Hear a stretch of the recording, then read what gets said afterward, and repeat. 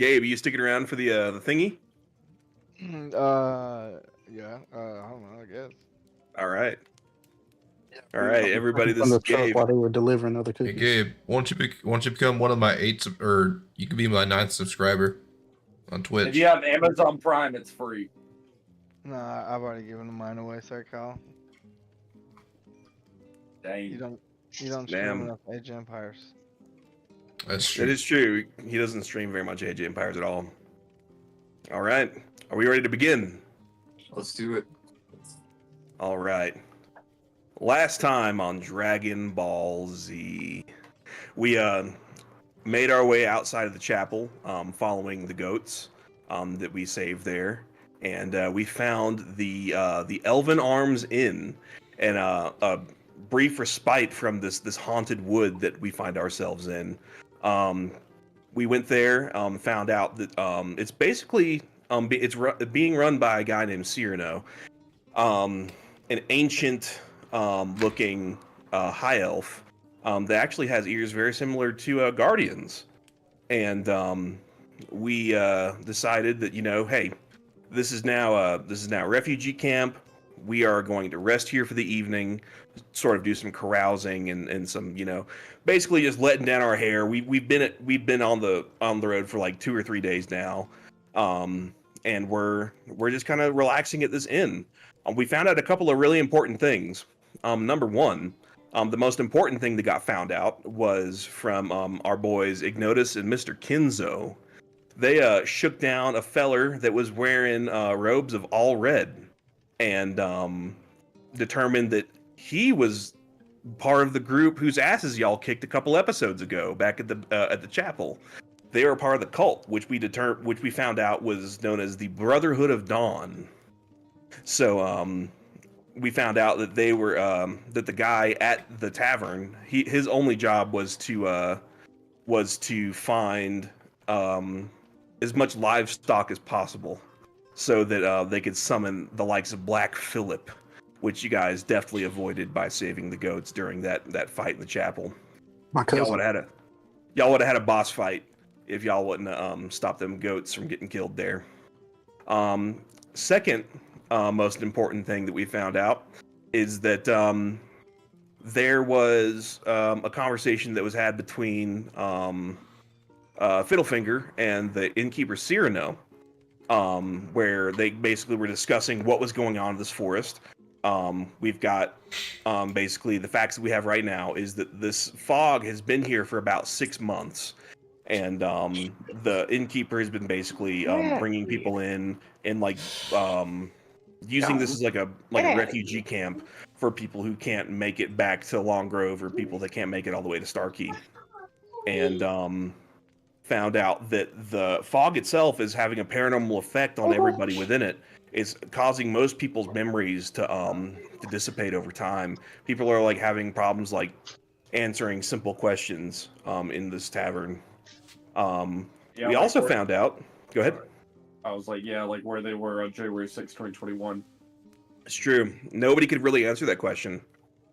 And then we also found out, which is really integral to understanding what's going on here, that all of the gear that you guys got from that big drop from the sack of the bag of holding in the mimic, the room mimic, belonged to the husband of one of the patrons at this establishment.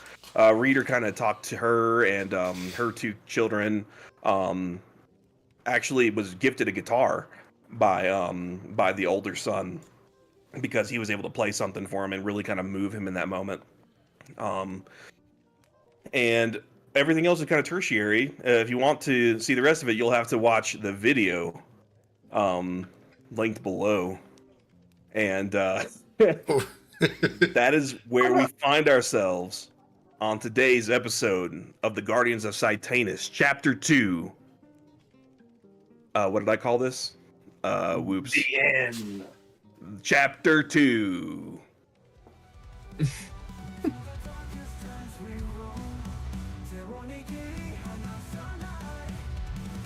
can use that as your transition.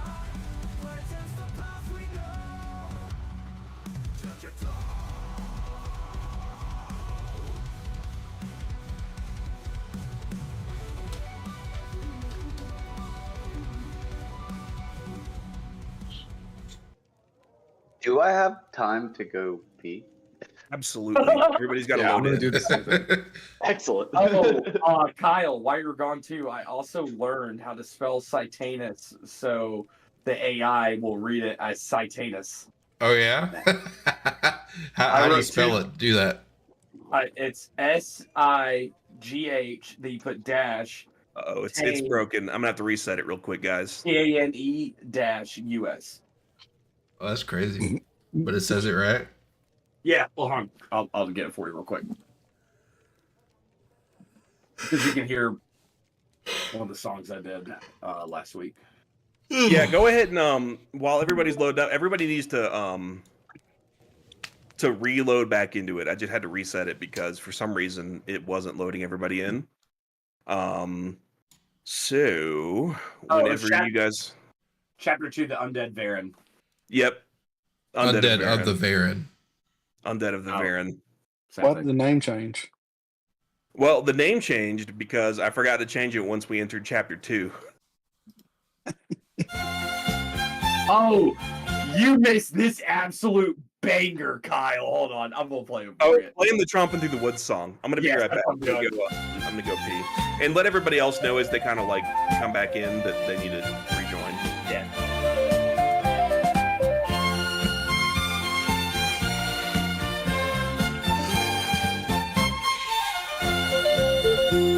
We're stomping through the forest, just a couple men and goats. The goats are kinda stupid. If they lead us astray, they will be booted. Here we go, Grady. I smell Guardians wrong here. We are the bravest of them all. Hopefully we find some maidens. They will gully on our balls. Stomp, stomp, stomp. We are just stomping away. Off to see some maidens. Hopefully their breasts are on display. We stomp, stomp, stomp through the forest, looking for the beautiful florist. We love the ladies, we love the women. Maybe one will fuck us to Hades.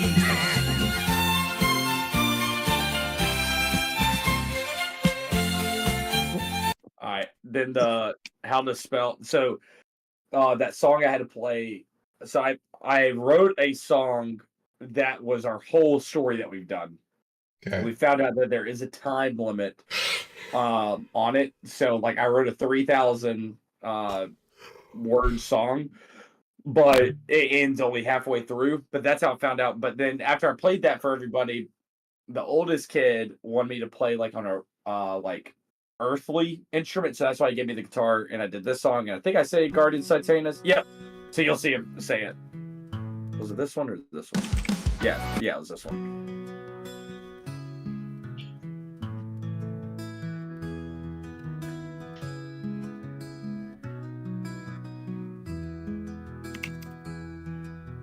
Can I get a mic check? I hear you. We can hear you. Brady, you need to reload in. It's hard to feel. All right, 1 second. I'm back. No good. Times like this. What an incompetent DM do we have, dude? Shit, maybe. I have hope. I'm just kidding, man. You ready to say? I see Kyle. I see Mike. I see Reader. This seems like a Braden problem. No, Justin just said we had to reload for some reason. Yeah, no, because we will all share the beer. Because when I changed over from the world map, I also changed the setting. And I forgot that if you change the setting while you're loading in the new location, it prevents other people from joining or from loading that location in. It's honestly my B. Oh, and we get to see Jacob's fight today. I know. I'm excited definitely. about that. Oh, yeah. I told Jacob I'd write him a hype song for him, right? Did you write him a hype song? I could do it really quick. Just do it. Just do it. What are we doing? Should I be paused? Like, are we Gucci? You gotta reload. You gotta exit out. There we go. Load it. No, I unpaused it. Hey, tell me what style music you want, Jacob. Do you want like metal? Do you want rap? Do you want Metal. All right. Shit, I don't know what I'm doing because my wife helped me get this on 2 screens. Fuck. Alright, let's Hang see. on. You've got this, Jacob. I believe in you. I'm No, still at it's okay. 99%. Maybe I just Oh, opened okay. it though. Maybe that's why. Yeah, You're a it'll take dwarf. you- You're a It's this dwarf, game. right? This game paused for me. It shouldn't. It's on pause. It's paused and loading. Yeah, it's probably still loading. I'm in, by the way. Mr. Michael, why are you muted? I'm sorry, I was catching up on the NBA trade stuff. Oh, yo, Luka at the freaking Lakers? That's the worst trade. Laker Nation. And Maverick. How history. crazy is that trade, dude? That's I had that's crazy. I've when I saw AD was traded, I was upset till I saw it was fucking Luka. Yeah, we are ready. Are you ready? I don't think you are, man. Well, we need a big man. People are gonna be in the paint more than they were in Kamala Harris. It's Kamala. Alright. Are we here? I'm still loading. I can try to exit out. And Yeah, read Elven Arms, 99% is where I'm at. Oh well, don't exit out. Don't exit out, Braden. I just reloaded application. It's too late. I'm gonna bite your fucking nose off next time I see you. Now it's gonna take forever, Braden. Well, it got to 99 really quick, so. Yeah, well, at first 99 isn't very much. It's the last 1%. Hey Trey, it says my name is Johnny Cash Fiddlefinger. That's not right. All right, it doesn't say game pause anymore, so it's just at 99. Hang on. Did we just like did we run into Captain Ginyu or something? Like what's going on? No. That is the weirdest shit I've ever seen. I made some updates to everybody's tokens for some other stuff that's gonna happen here soon. And I'm dripped the fuck out.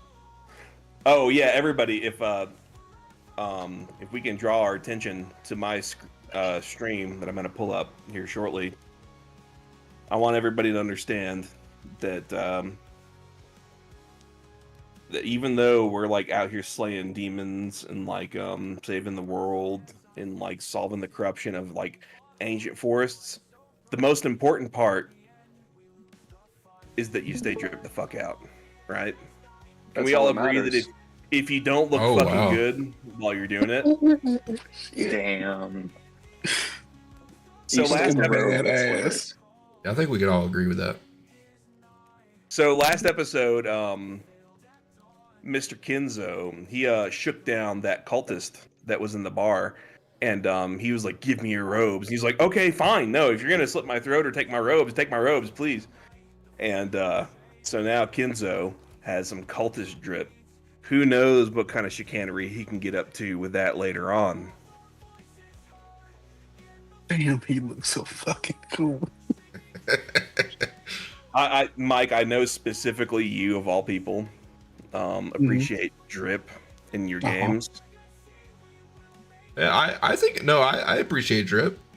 I think we can all test that. Kyle, I have seen your Titan on Destiny 2. Well, I'm not a Titan here. All right, I'm at 100%. Perfect. Is everybody Your here? characters make me nauseous, Kyle. I'm here. I'm here. All right, perfect. here. We're all here. So, this episode opens up on Mr. Guardian, who, as soon as he found out that there was a room available to sleep in, he slept in it immediately. He was like, "Oh, I'm going to bed, guys. I'm tired. Tired to get my spell slots back." And he went to bed. So you've been sleeping here, just having peaceful little puppy dreams, going.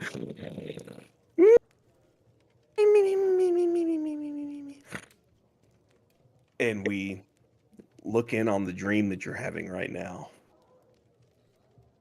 You find yourself at a market, and you're trying to make some filet mignon with scallops on the side. And you're like, "Oh man, I can't wait to make this dish." and you're like, and you go up to the fishmonger, and you say, "I would like a half a pound of scallops, please." And then you look down, and you realize your dick and balls are hanging out. You are butt naked in the middle of the market. Everybody turns and looks at you, and they start pointing. They say, "Naked, naked, naked, naked! Ah, naked, naked, naked!" And then you wake up, and you say, "Oh my God, what a terrible dream!" You are now awake. What do you do? I look around and say, where is everyone? So I get up and put my clothes on, and I go out this door. All right. So you look out the door, and you see this bar that you barely remember. It's full of activity. You see, like, right to your as you kind of burst open from the door, these four lizard people kind of look at you, and they start flicking their tongues in and out like monitor lizards at you, and they say, "Hello." Hey, okay. What is I your ignore them. favorite food?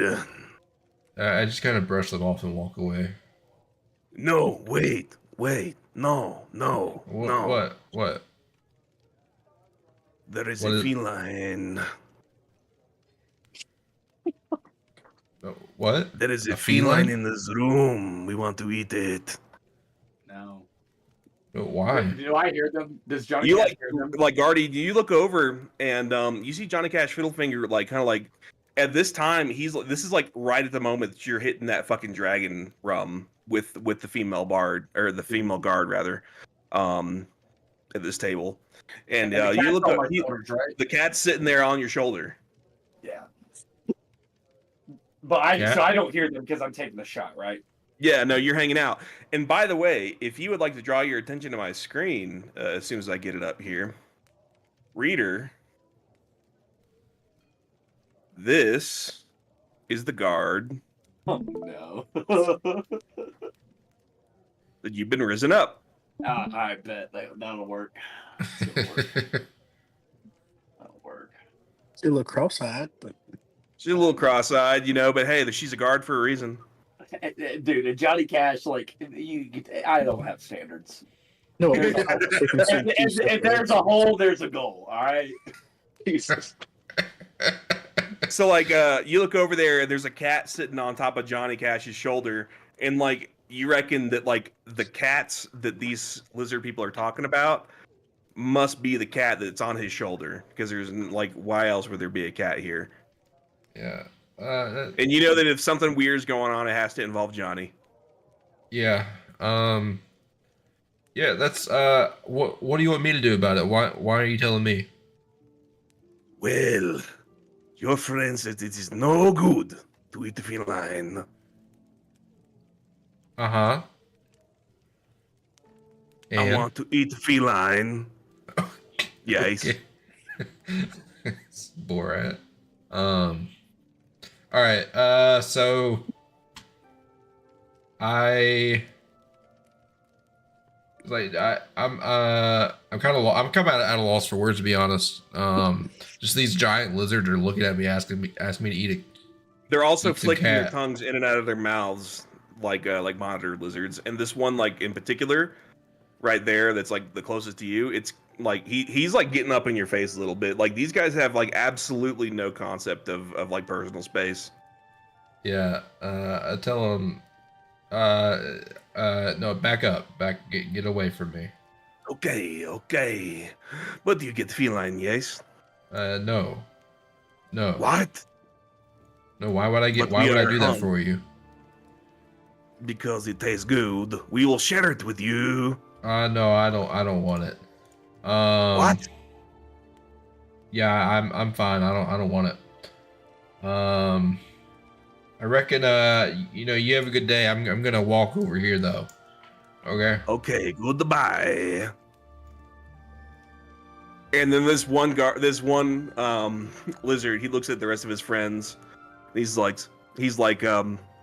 well, I guess we are trapped with a vengeance. What? And then the whole situation kind of melds into one as like Kinzo's standing here with Johnny. Well, I guess Ignotus and Magmar kind of looking off over here. So what are you guys up to? So you just had to hit a big shot of dragon rum with this guard, and everybody drank a beer. And she kind of like looks at you and she's like, wow, no, you can really handle your liquor. Yeah, I've had a little practice with drinks, you know, being out in the world and living in Avernus for a little bit. Avernus? Yeah, so how did you end up in Avernus? Did you like have sex with a kid in your previous life or something? No, I hope not. No, I ended up there. So you remember the first song I played in the instrument? I played my little golden fiddle, and I take it out and do a little riff. Oh yeah. Oh, so you play a little riff. So you pull out your big golden fiddle, and you hit him with one of these. Just kidding. He's like, oh yeah, no, absolutely. Yeah. So looks at you real attentively. Yeah. Try to act cool, you know. It's no big deal, but yeah, no, I got this thing from Mr. Satan, the devil. He challenged me to a fiddle off, and I beat him and won his golden fiddle. And he saw. Wow, you beat a whole demon with your fiddle? Yeah. Wait. How long have you played? I played ever since I was a kid. I ever since I could pick up an instrument, it was the only way I could make money for my family. Oh. Wow, that's really noble of you. That's how you achieve your artistic prowess, huh? Yeah. I did it for my family to start off with, and now I'm on these that's planes. really sweet. You want another drink? Yeah, no. Jesus, this is how this goes, huh? All right, so she's like, yeah, no, I'll take another drink. What? How about should we get something softer? Should we get like a beer? Yeah, let's have another beer. Why not? let's And have a a water, beer. and a water, and a water. At this point, I want to come up behind Johnny Cash Fiddlefinger and grab him by the shoulder and say, "What is the deal with this cat? What is going on?" Don't touch, or please do not give this cat to these lizard people. So, do you remember the armor we got? And I told you about the band. And I found the mimic. Yeah. So he had given me his wedding ring, and his wife and children were here. This is their cat, and they're trying to eat it. And the cat's talked to me how he's been weirded out by it. So I told him to stick by me, and I'm not going to give him to the lizards. I'm protecting him. That's awfully noble of you. Are you, what's wrong with you, man? I've had a couple drinks. I mean, look, at the end of the day, I'm still a good guy. I just, I'm a little crazy sometimes. I feel a little quirky sometimes, Yeah. But being in these planes has really changed my perspective. When in Avernus, there's, there's only bad. So in Avernus, age is just a number. Yeah. I tapped Guardian on the shoulder and I said, "That's funny, but let's not say that out loud, please." Guardian, while you're gone, there's gonna be a fight, and we're gonna have to hype up Magmar. I'm trying to get everybody here so we go watch it. So I'm going to invite these guards, but you should go check him because he's going to fight this orc. This orc wants a noble death. Huh. Okay. So, like, as you guys are saying this, Cyrano comes up and he says, well, don't drink it all in one place, but, here's a round for everyone. And he goes and he hands everybody a drink. And then he actually looks at Guardian and he's like, oh, the Eladrin's awake. How you doing? Eladrin? Make me a history check. Alright. Find this. Here it is. It's a good thing 7. you only needed a 5. This is really, really, really easy for you. So like he mentions the word Eladrin, and you're like, yeah, no, I know exactly what that is. So he's referring to you and him are both. You look at him, if you kind of like zoom in on his token, he has big, huge, white, fluffy ears. Like he's like old, and he's got like big like wrinkles on his face. And you've like touched your own ears, and you're like, I've got big, fluffy ears too. You're like, he must be an Eladrin. So an Eladrin in D&D is an OG elf. So like all elf. So like if like humans and like everything else come from like the material plane, elves can trace their ancestry back to the Feywild, where all elves come from. Elves, goblins, like fairies, all like manner of creatures like that, all can trace their ancestry back to the Feywild, and like all non-Fey entities kind of like can trace their ancestry back to the material plane. So like he's referring to you as like the very specific name that like high elves call other high elves. Okay. Okay. Yeah, So he says, half his respect. So he says, he says, welcome back to the land of the living. You conked out pretty quick there. You must have been tired. Oh yeah, I was awfully tired. It's good to see another Eladrin around here. Well, you look like a young one. Where are you from? That I don't know. I don't remember. I don't have any memory of it. What do you mean? I was dead, apparently. Dead? Yeah. You're not some kind of lich, are you? No, I don't think so. If I am, I'm a special kind. And like Glimmer kind of like flies up at this time, and he says, "Well, you see, Cyrano, he's actually my guardian. I don't understand my own origins, but I found myself here on this plane, on this planet, and I searched far and wide for a warrior worthy to redeem and to raise from the dead in service of the light. And these were the bones that I found. And we don't know anything about him, but his name is Guardian." He says, "Well, good to meet you, Guardian." And he shakes your hand like really fervently. Oh, it's good to meet you too. I appreciate it. I shake it back. Well, you've got quite a unique you've got quite a unique sense about you. But welcome to my inn. I'm glad to have you here. You must be some kind of powerful cleric. Yeah, I do some healing. Well, I'm glad to have you aboard here. I suppose that these are your friends here. You came along inside with them. Yeah, some of them are friends. Some of them? Oh, yeah. I turned at him and said, "Hey, man." Cyrano kind of like looks at you guys and like senses a little bit of tension. He's like, "Another round coming right up." And then he leaves. Cyrano, before you leave, do you... Yeah. Well, what?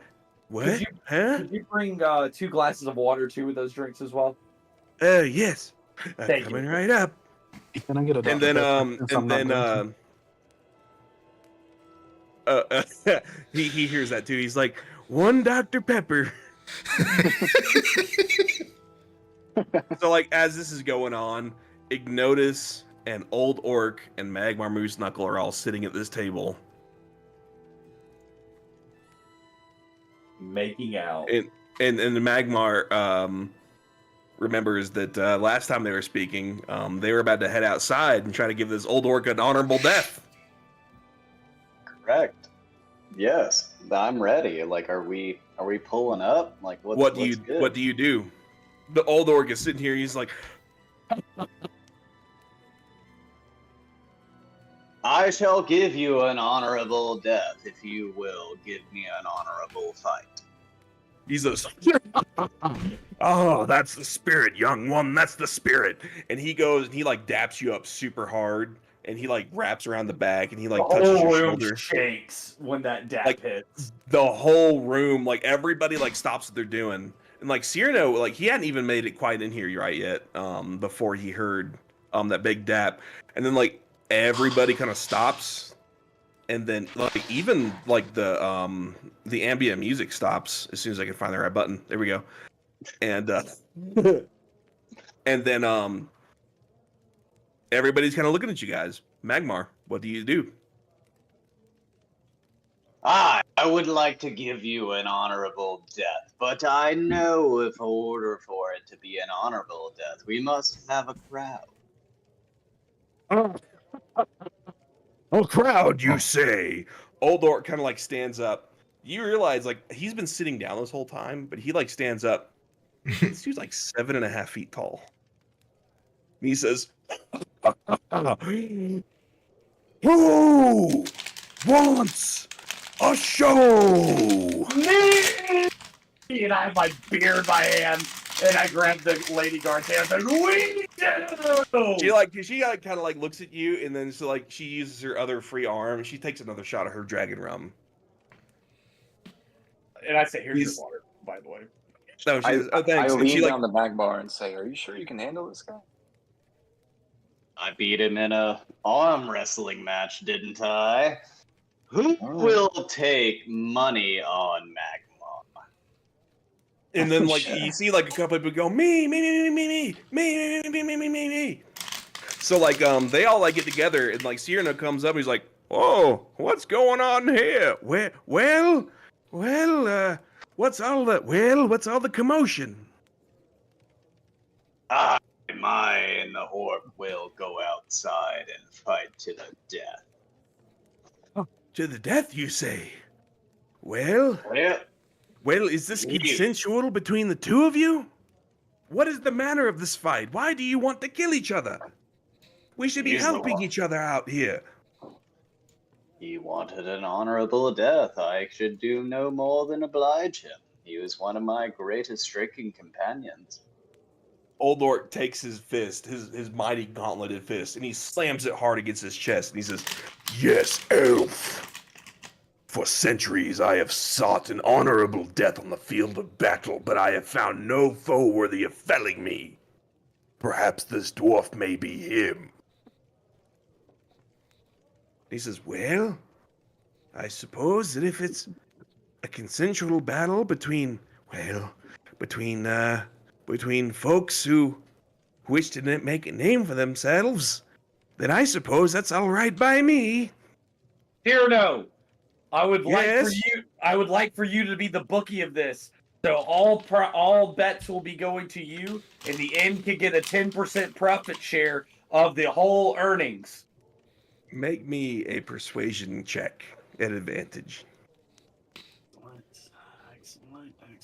Excellent. Dear Lord, I asked for this.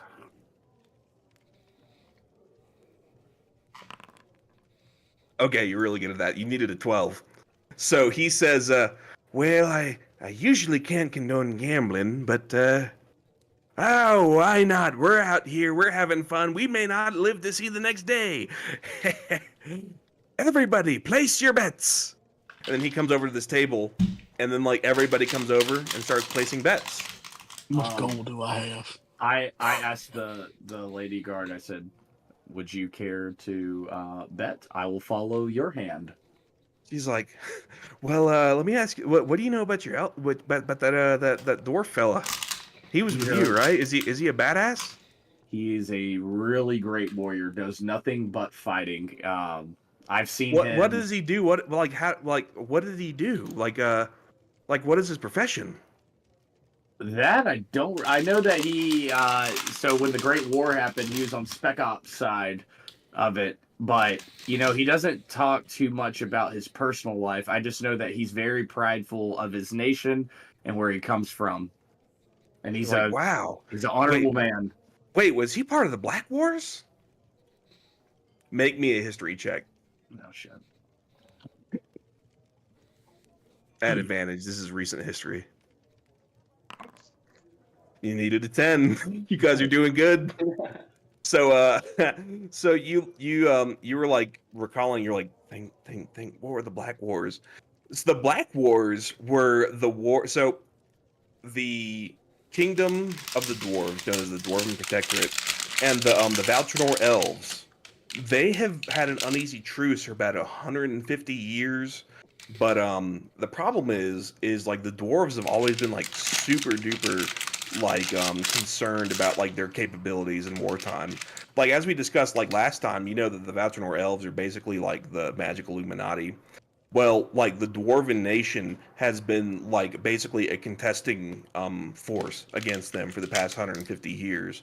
So like there are like you know that there are like discussions of like the dwarves like funding like native populations within the Valtrinor continent to start to like raid out like smaller like undefended settlements there.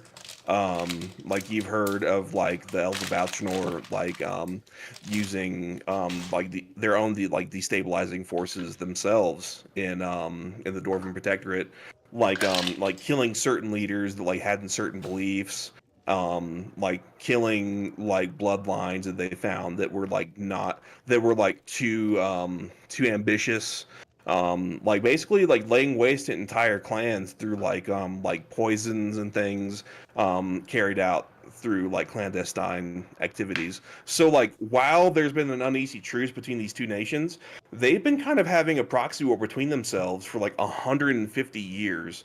And your boy fucking Magmar Moose Knuckle actually took part in some of that. Yeah. So I say yes. Yes, he has been.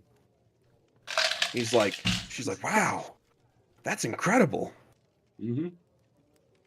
So like everything kind of like fades out as you guys are talking, and Magmar and Oldorg, they're talking now, and he says, "Well, are you ready, son?" Yeah, Old Orc is the orc's name. You never asked him his name. Yeah, I know. That's why I'm asking you now. Sorry, DM. You may want to ask Old Orc.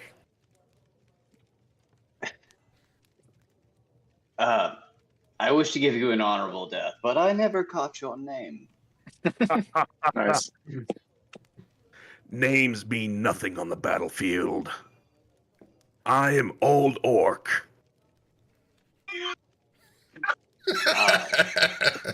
A foolish name for an honorable death. He like actually, as you like called him a fool, he go and like he like twinks your nose to the side a little bit, and it hurts really badly. He says, "See you outside, then." Watch And- your tongue, boy.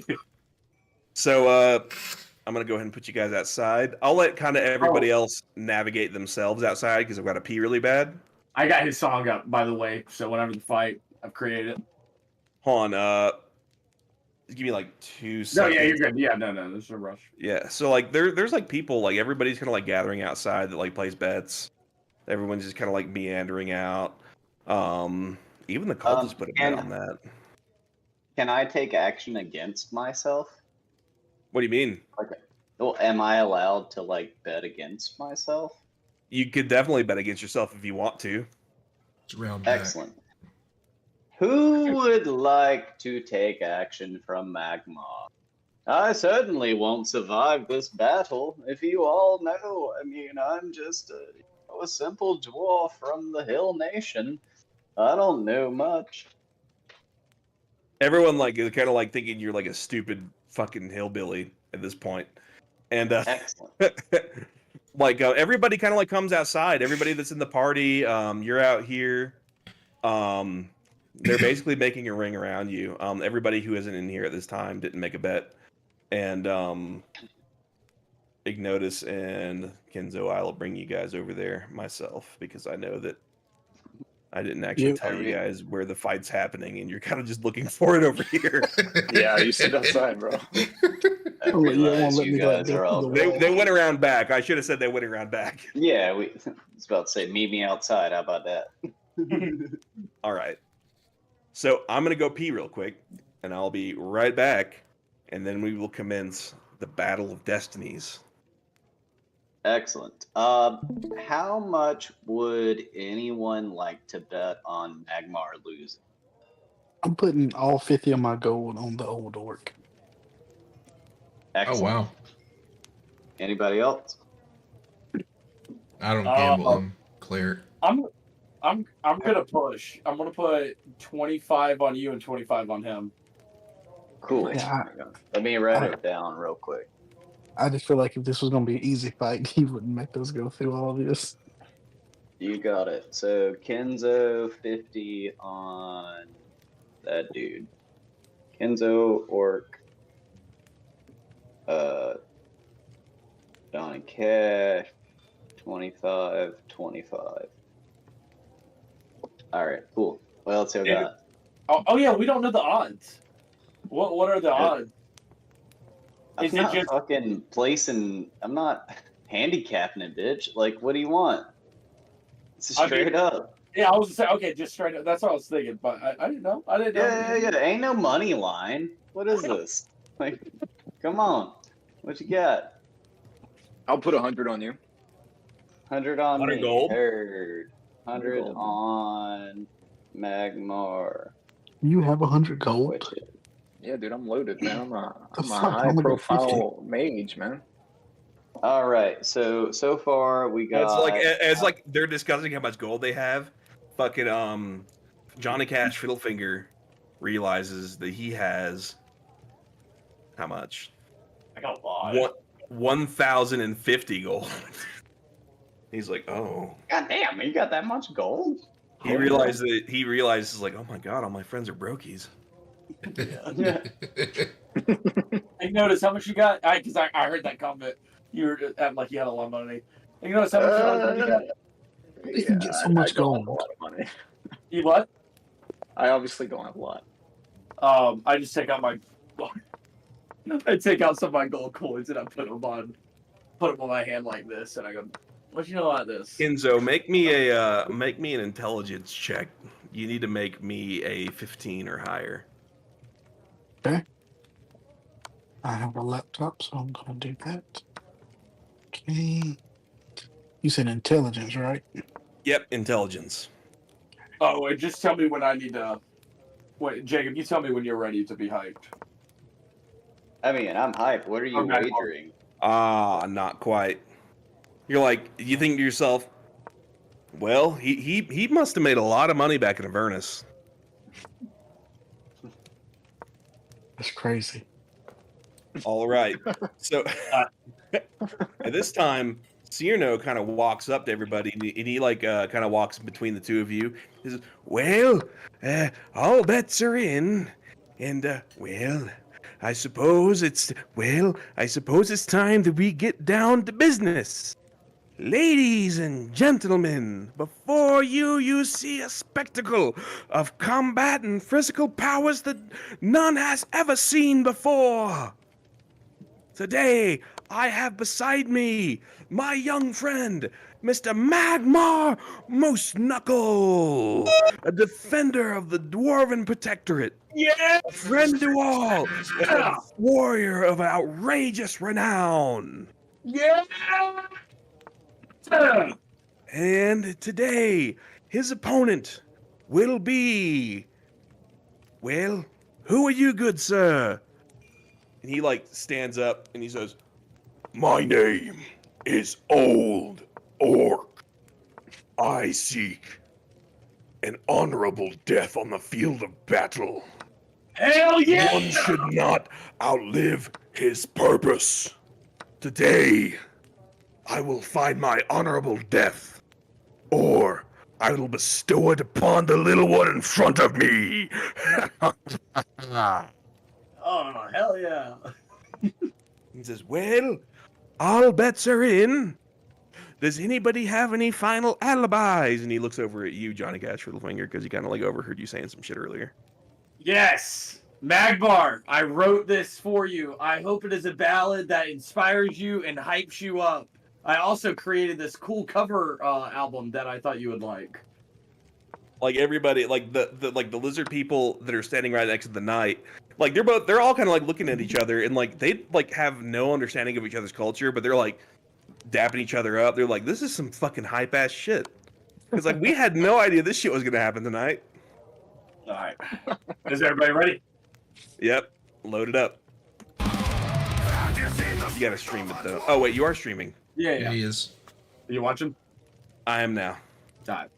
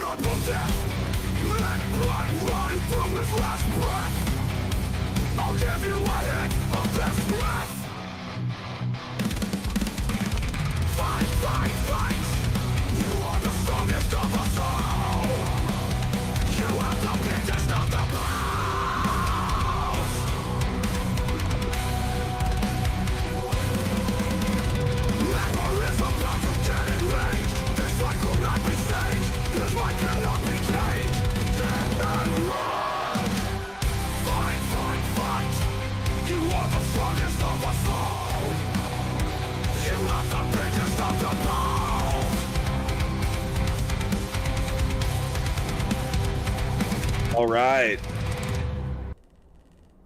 That's like perfect timing. When I like didn't know that was gonna like cut off right there. I just said all right because I was like, all right, let's move on. But that's like perfect. All right. So like everybody like hears that really fucking aggressive song that you just played for everybody. And they're like, yeah, Magmar, biggest of the balls, strongest of them all, biggest of the balls, strongest of them all.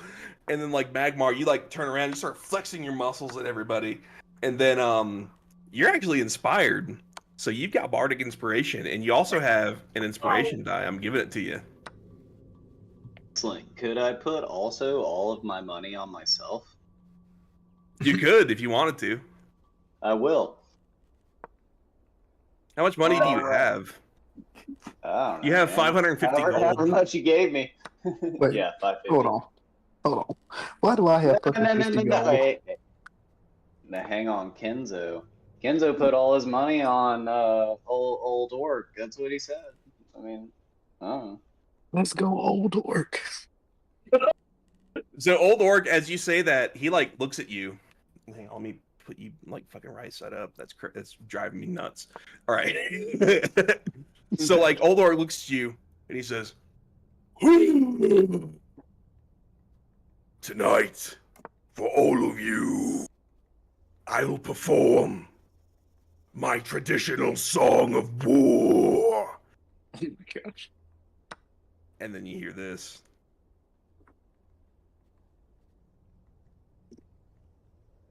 I don't hear anything. You not? Oh, there it is.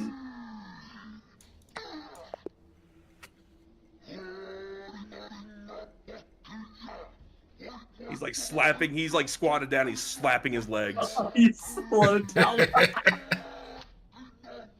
He's doing the haka dance. You just slow it down to make that so cool.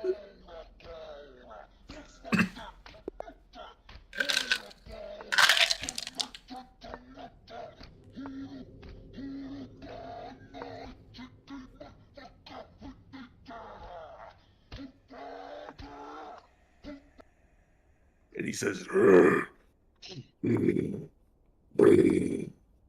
"To you, dwarf, my friend, I bestow the honor of the first blow." Magmar drops his knees.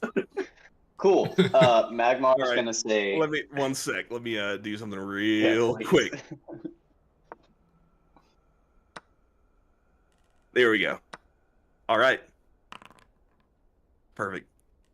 Yeah. Are we, That all worked out. so- All right. hold on. Do it. So then the music starts. You feel like the strength of the constitution of this ancient warrior get bellowed out in front of you. He has just done this tremendous dance in front of you, and like you feel slightly intimidated. And then the music starts. Are you ready to start? Do you know what you're gonna do? Yes. Are we? Does he go? Like, we've done the rolls or whatever? Yep. You're ready to go. All right, cool. And the So fight Magmar- begins now.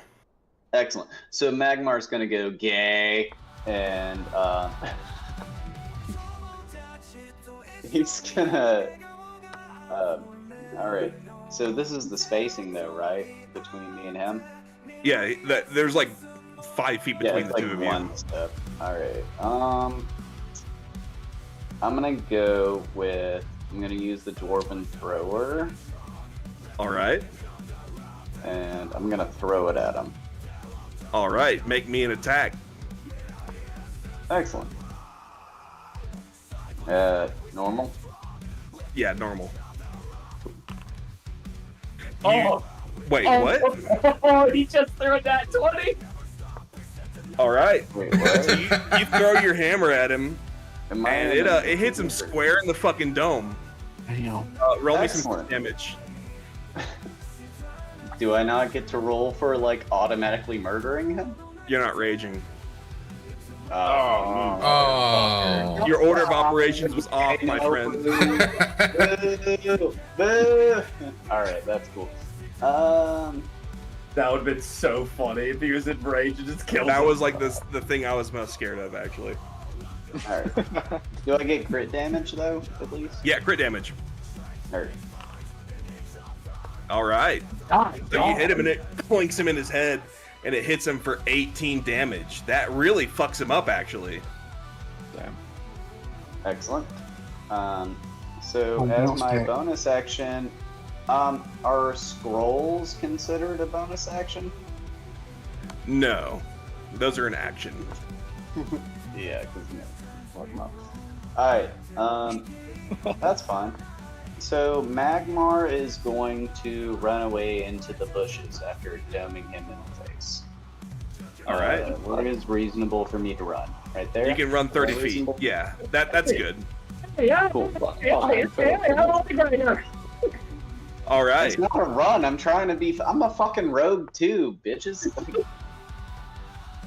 So like the orc was that the end of your turn? Yes. All right. So the orc goes.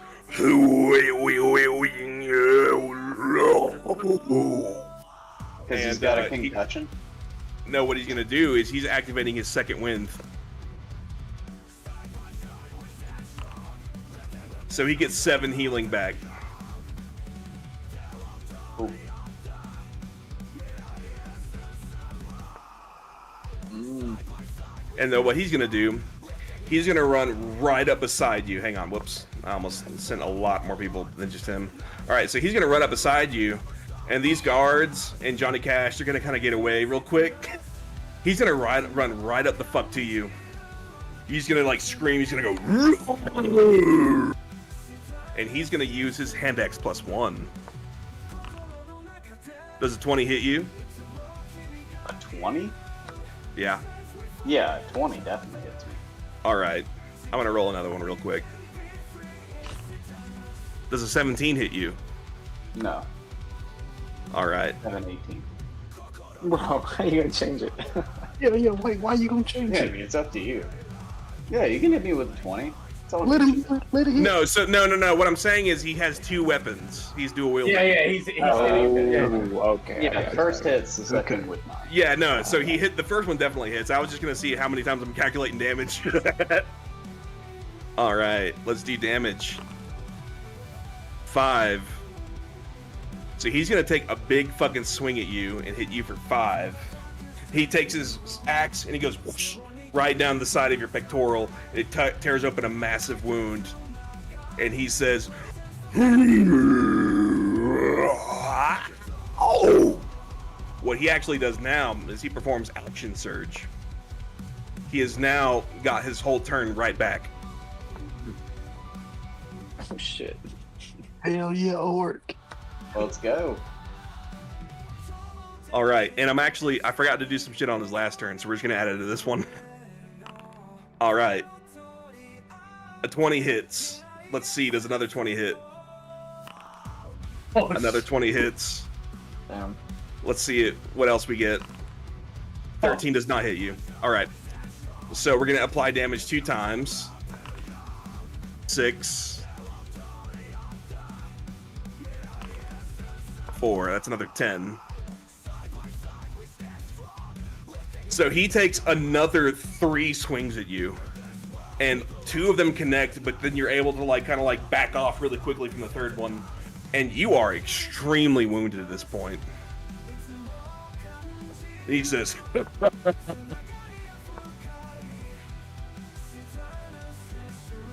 Is it my turn now? "Yeah, it's your turn." Excellent. I would like to use Scroll of Fireball. All right. Oh, yeah. Do you know what that's gonna do? Yes. I want to cast it basically straight in front of me, and I don't really care who gets hurt. Is that a bonus action or an actual action? That's an action. No. Well, Everybody sees you bringing out your thing, and they're like, "Oh fuck! Oh shit!" Everybody kind of gets away. Yeah. Yeah, let's go for it. All Let's do right. Fireball, because I thought that maybe I could be a little bit sneaky, but he immediately came straight up to me, so I'm like, all right, cool, pull up, Fireball. All right. Throw me a fireball. Hurt. How? I'm sorry. What do I need to do here? I will tell you though, you're in the fireball range. If you're throwing the fireball at him, it's going to hurt you too. Oh, okay. Now I see. Yeah, you're throwing a big fucking grenade at this dude. Yeah, well, fuck it. Let's just, let's square up. Let's do, hand axe. All right. Straight. Can I rage though first? I'm sorry. Oh yeah, absolutely. You're gonna go ahead and start raging. I'm super pissed about it. Definitely. Yeah. Why would I not be mad about that? Oh It's yeah, no, that's he what just hit wants, you right? really hard, You know. and the sounds happens. You're in the zone now. Whatever damage you're about to take now, it's about to be at half. And you think to yourself, man, I really wish I would have got pissed off right before I did that first attack. Hey, ain't nothing wrong with it. Do I get advantage on attack rolls now? I kind of can't remember.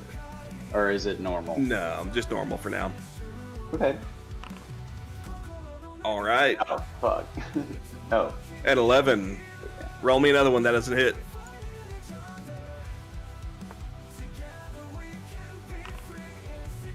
$14 does not hit. Damn. Damn. 14 doesn't hit? Okay. I feel a fucking rush.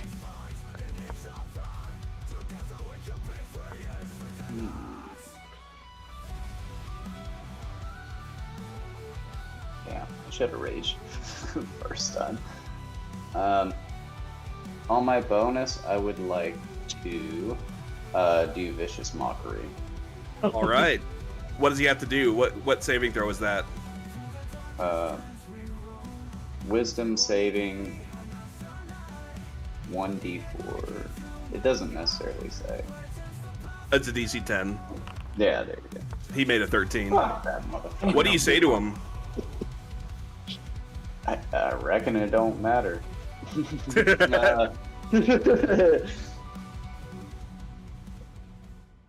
You orcs wouldn't have made nothing without the dwarves. You're a bunch of fucking retards. He takes you, and he actually twinks your nose again really hard, and he says, "Ha, ha, ha, ha. Say that from underneath my boot, dwarf." Love it. It's actually quite good. And now he's gonna make. Wait, is it your turn, or is your turn over? Do I have any actions left? You did your action. You did your 2 attacks. You did your bonus action. If you tried to run away, you would be provoking an attack of opportunity. Oh yeah, that makes sense. Yeah, I reckon I don't got much else to do. All right. So Old Orc senses his opportunity, and he's gonna attack you. 23 hits. God, Jesus Christ, man. A 21 hits. Damn. Yeah. 8, Oh. 7. What is that? That is 15. Looks like Yeah, you're that fucking murders me. dead, bro. So he Hey, takes his axes. He takes one, slams it into your right trapezius. He takes his left axe. He slams it into your left trapezius. And he takes both of them out. And he slings it back, and then he kicks you in the chest. And then you're like sitting there. You can't feel your arms anymore. He looks down upon you, and he says, "Dwarf, have you any last words?"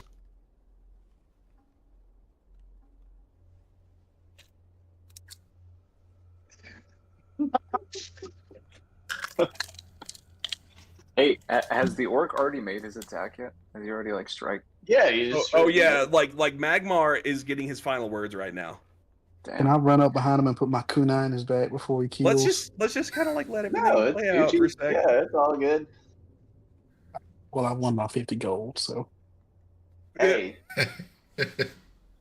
Your mama smells like shit, but hey, can you come over here real quick and give me a hug? And he says, "As you wish, dwarf." And he like comes down, he like daps you up, and he says, "A soldier until the end." And like Excellent. places you back down. And he says, Can I- "Dwarf,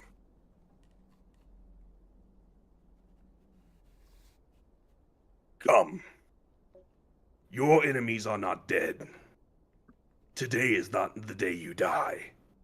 And he like reaches down and he picks you up and he daps you on the back, and then like you kind of like slowly collapse into his arms, and he pulls out like a gray beetle that has like a swirly cone thing on the top of its shell, and it's like trying to squirm away from him. He pulls it out of his pocket and he says, "Stop it, stop it." And he like pours it down your throat. Your wounds heal immediately. And he says, "You are a mighty warrior, dwarf. You might not have been able to provide me a warrior's death, but I will follow you until I find mine." Oh shit. You're a noble warrior. Thank you for being noble. I genuinely thought I was about to fucking die. He like takes your hand and he like raises it up above his head, and like you're actually like kind of like up, you're like suspended in the air, and he says, "To Magmar Moose Knuckle, may he receive all of the payout. I want none of mine." And like everyone's like, yeah, like basically like even though like he definitely won the bet, like everybody who got money from betting on him wins, but like Magmar gets all of his winnings. So Magmar, you make about 70 gold. Like everybody is cheering and clapping, and now you're like, "Oh my god, I have 620 gold in my pocket now. This is more money I've ever seen in my entire life." God damn. Well, Magmar. Magmar knows how to scam some folks, I reckon, apparently. I'm sorry. I had rehearsed like how I would actually kill this guy like all week. Can I? Yeah. Let's hear it. All right, cool. So He says, "Dwarf, if you were to have failed me in battle, how would you have done it?" All right. So my idea was I'm attacking him, and he gets all tired because he's like, "Oh," and kind of exhausted. And like as I'm kneeling down, like we're both kind of kneeling down, we're both exhausted from the fight. I just go like, "Hey, let me ask you a question." Just fucking like offhanded, like one swift like chop his head off, and then he dies laughing. That's how I thought. That's fucking badass. Here, take some inspiration for that. You're getting double inspiration. You've got 2 inspirations right now. Just remind me. But no, I'm good with it. Ugh. That's badass. So he like takes your hand, and like everyone's like everybody gets their payout. So like what happened? Like, who bet on what? I've got let's see. While you guys are figuring out Kenzo- that math, I'm gonna start pressing Control Z until everybody's back in their normal positions. Okay. Kenzo had everything on the orc, which I reckon he done one. I had everything on myself.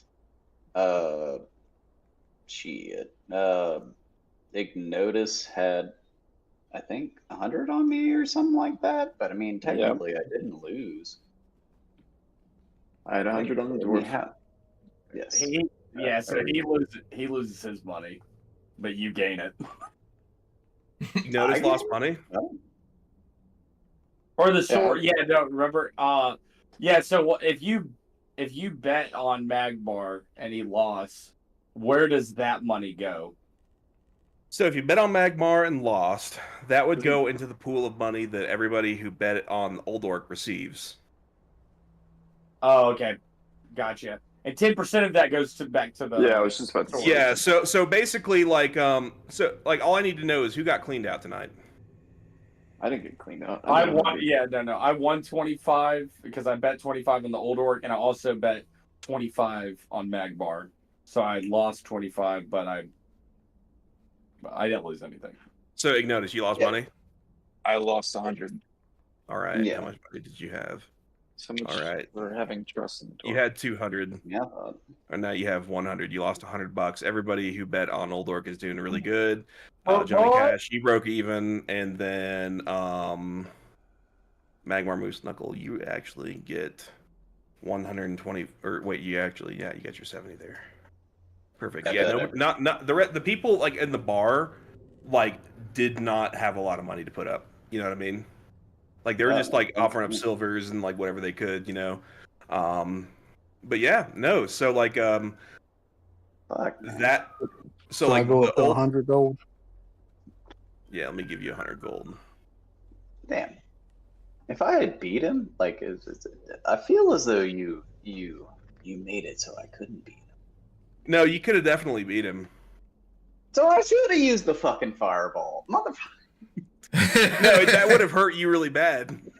No, basically the way that you could have beat him, the way that you could have beat him was by raging immediately to have all of your damage at the very front of it. God damn it. And then and then you would have like had more HP than him technically. He only had 40 HP. You got him like 2/3 dead almost with that first strike. I didn't say it. God damn it! I should have said it. All right. It's okay. It was not your time to die. He recognizes like a warrior such as yourself has far more enemies, and he like looks at you actually, and he recognizes like he's like centuries old, and he's probably like 400 years old at the very latest, at the youngest. You're about like 150 to 200, right? Is that what we said? So Yeah, like he's looking at you, and he's like, I have so much breadth and experience over this guy. You know what I mean? You almost kind of got bar hustled a little bit. He was level to give you perspective, like he was a straight level 5 fighter, with all like average stats, and then just because he was an orc, he gets like a bunch of other shit that makes fighters really good. Makes sense to me. That's Hey, what you know, level, Sometimes you Luca lose. was, man. right? Was he level 5? Yep. So that's another thing. He was level 5. So you're level 3. So he did have an advantage over you, but like that first strike, like I was pretty sure that you were actually going to kick his ass. Because like you've got a much higher armor class than he did. He has, well, not much higher, but he has a 17. You had an 18. So like the odds kind of teeter in the balance in that way. You know what I mean? And he didn't have like all the cool shit you got. Yeah, no, it's totally cool. Like honestly, like it's. But it was a it's really good happening. fight. That felt really cool. Yeah, for sure. It's supposed to happen the way it's supposed to happen. Ain't no problem. All right. So like everybody's kind of carousing at this time, and as everything kind of settles down, like everybody like kind of realizes how late it is, and Cyrano says, "Well, this is last call. Does anybody want anything else to drink?" I never got my Dr. Pepper. He says, "Oh, by the gods, I'm so sorry." He brings you a Dr. Pepper and a beer. He says, on the house. I deeply apologize. I got caught up in all the excitement. It's fine. I understand. So what do you do? Do you drink the beers and the Dr. Pepper? Hold on 1 second. Hey you guys talk amongst yourselves for a bit. I'm gonna go pee and make myself a little drink. I'm gonna be right back. Nice. I think this is a good time for everybody to go up and use the restroom. And oh hell yeah, Mike, take another inspiration for that. Yes. That's so fucking cool. All right, I'm gonna be right back.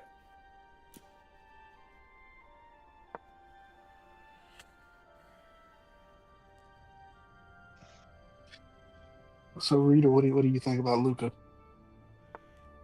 I think, because I'm a Mavs fan. I think that's the worst trade the Mavs could have done. You have a generational talent that you can build around that people would love to play with him. I mean, it's great for Luca. It's great for the Lakers. And I'm not saying Anthony Davis is bad. I think it's even. I think it's like an even trade. Because we have Kyrie, but Kyrie's old, is what I'm saying. I think we had a better chance at getting another big man with the Mavs. That's not going to be as good as Anthony Davis, but with Luca and Kyrie there, and you get a good big man, I think you fucked your future, but your right now looks pretty damn good. I mean, you have Clay too. Y'all have a squad this year. Yeah, but I don't know. It's great for the Lakers. It is. That's fantastic. Yeah. Apparently, Luka's gained 30 pounds and is 260 pounds right now. That just means his ass can get down on the post. Hey, 100%. Well, I forgot how big. I always forget how big Luka is. I think he's 6'6", 6'7". He was 230 when he came in. Luka's stocky. Yeah. He's a tall, stocky. It's weird. I'm interested to see, because who's your other big man outside of Anthony Davis? They just rotate them in and out. I mean, they're really no-name guys. I mean, we have good wings. Austin Reeves is on the come up. Fucking Connect is a beast. Oh, that's right. Yeah. Is he a big man or is he a small forward? I mean, he's a small forward, but he is a beast. Yeah. From Tennessee? I asked the guard on the last call. I said, "You want another beer? I may get one if you get one, and I'll get us some waters too." She says, "Let's go crazy. Let's get another round of shots." Are you sure? Oh hell yeah! I mean, we can't go anywhere tomorrow. We're staying here. I can sleep in as late as I want. You're the one that probably has to do shit tomorrow. Show Luke is a fat fuck. That's why they traded him. Ain't no fucking. That's why they traded him. What do you fucking think, bro? That's why. It's very clear. Oh, he keeps getting injured. You know why he keeps getting injured? Because he's a fat fuck. And he's not. He's not conditioning himself. That's beside the point, though. He'll do better in LA. We'll see. That's what they all say. So I looked at the guard and said, I don't think I got shit going on tomorrow morning either, bet. And I said, all right, let's go crazy. I said, hey, bring me 4 shots. She says, oh, you're dangerous. And then Cyrano says, anybody else? I'll take a chamomile tea, Cyrano. He's like, a man of class, I see. I drink one before bed myself. And he goes back. He goes back into the kitchen. Almost took a notice on accident. And he goes and brews up some chamomile tea real quick. He's gone for about 5 minutes. Everybody's kind of carousing, and he brings the two of you your 4 shots of dragon rum, about I'd say about 85 proof. And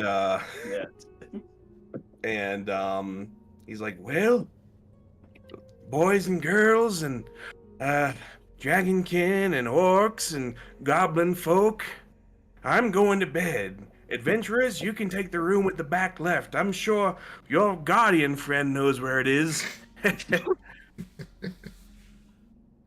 And like everyone's like, "Good night, Cyrano." What do you guys say? Good night, Cyrano. Thank you Good for night, the hospitality Cyrano. of the drinks. Cheers. Good night. Just throw my head up. Well, good night, everybody. You have Ignotus. You took Ignotus. No, that was me. Oh. No, Cyrano's over here. I just saw Ignotus running away. I was like, oh, wait. No. All right, so Ignotus is going to bed? Ignotus walks into the room and says, "What the fuck? There are only 3 beds." No, those are bunk beds. I'm sorry.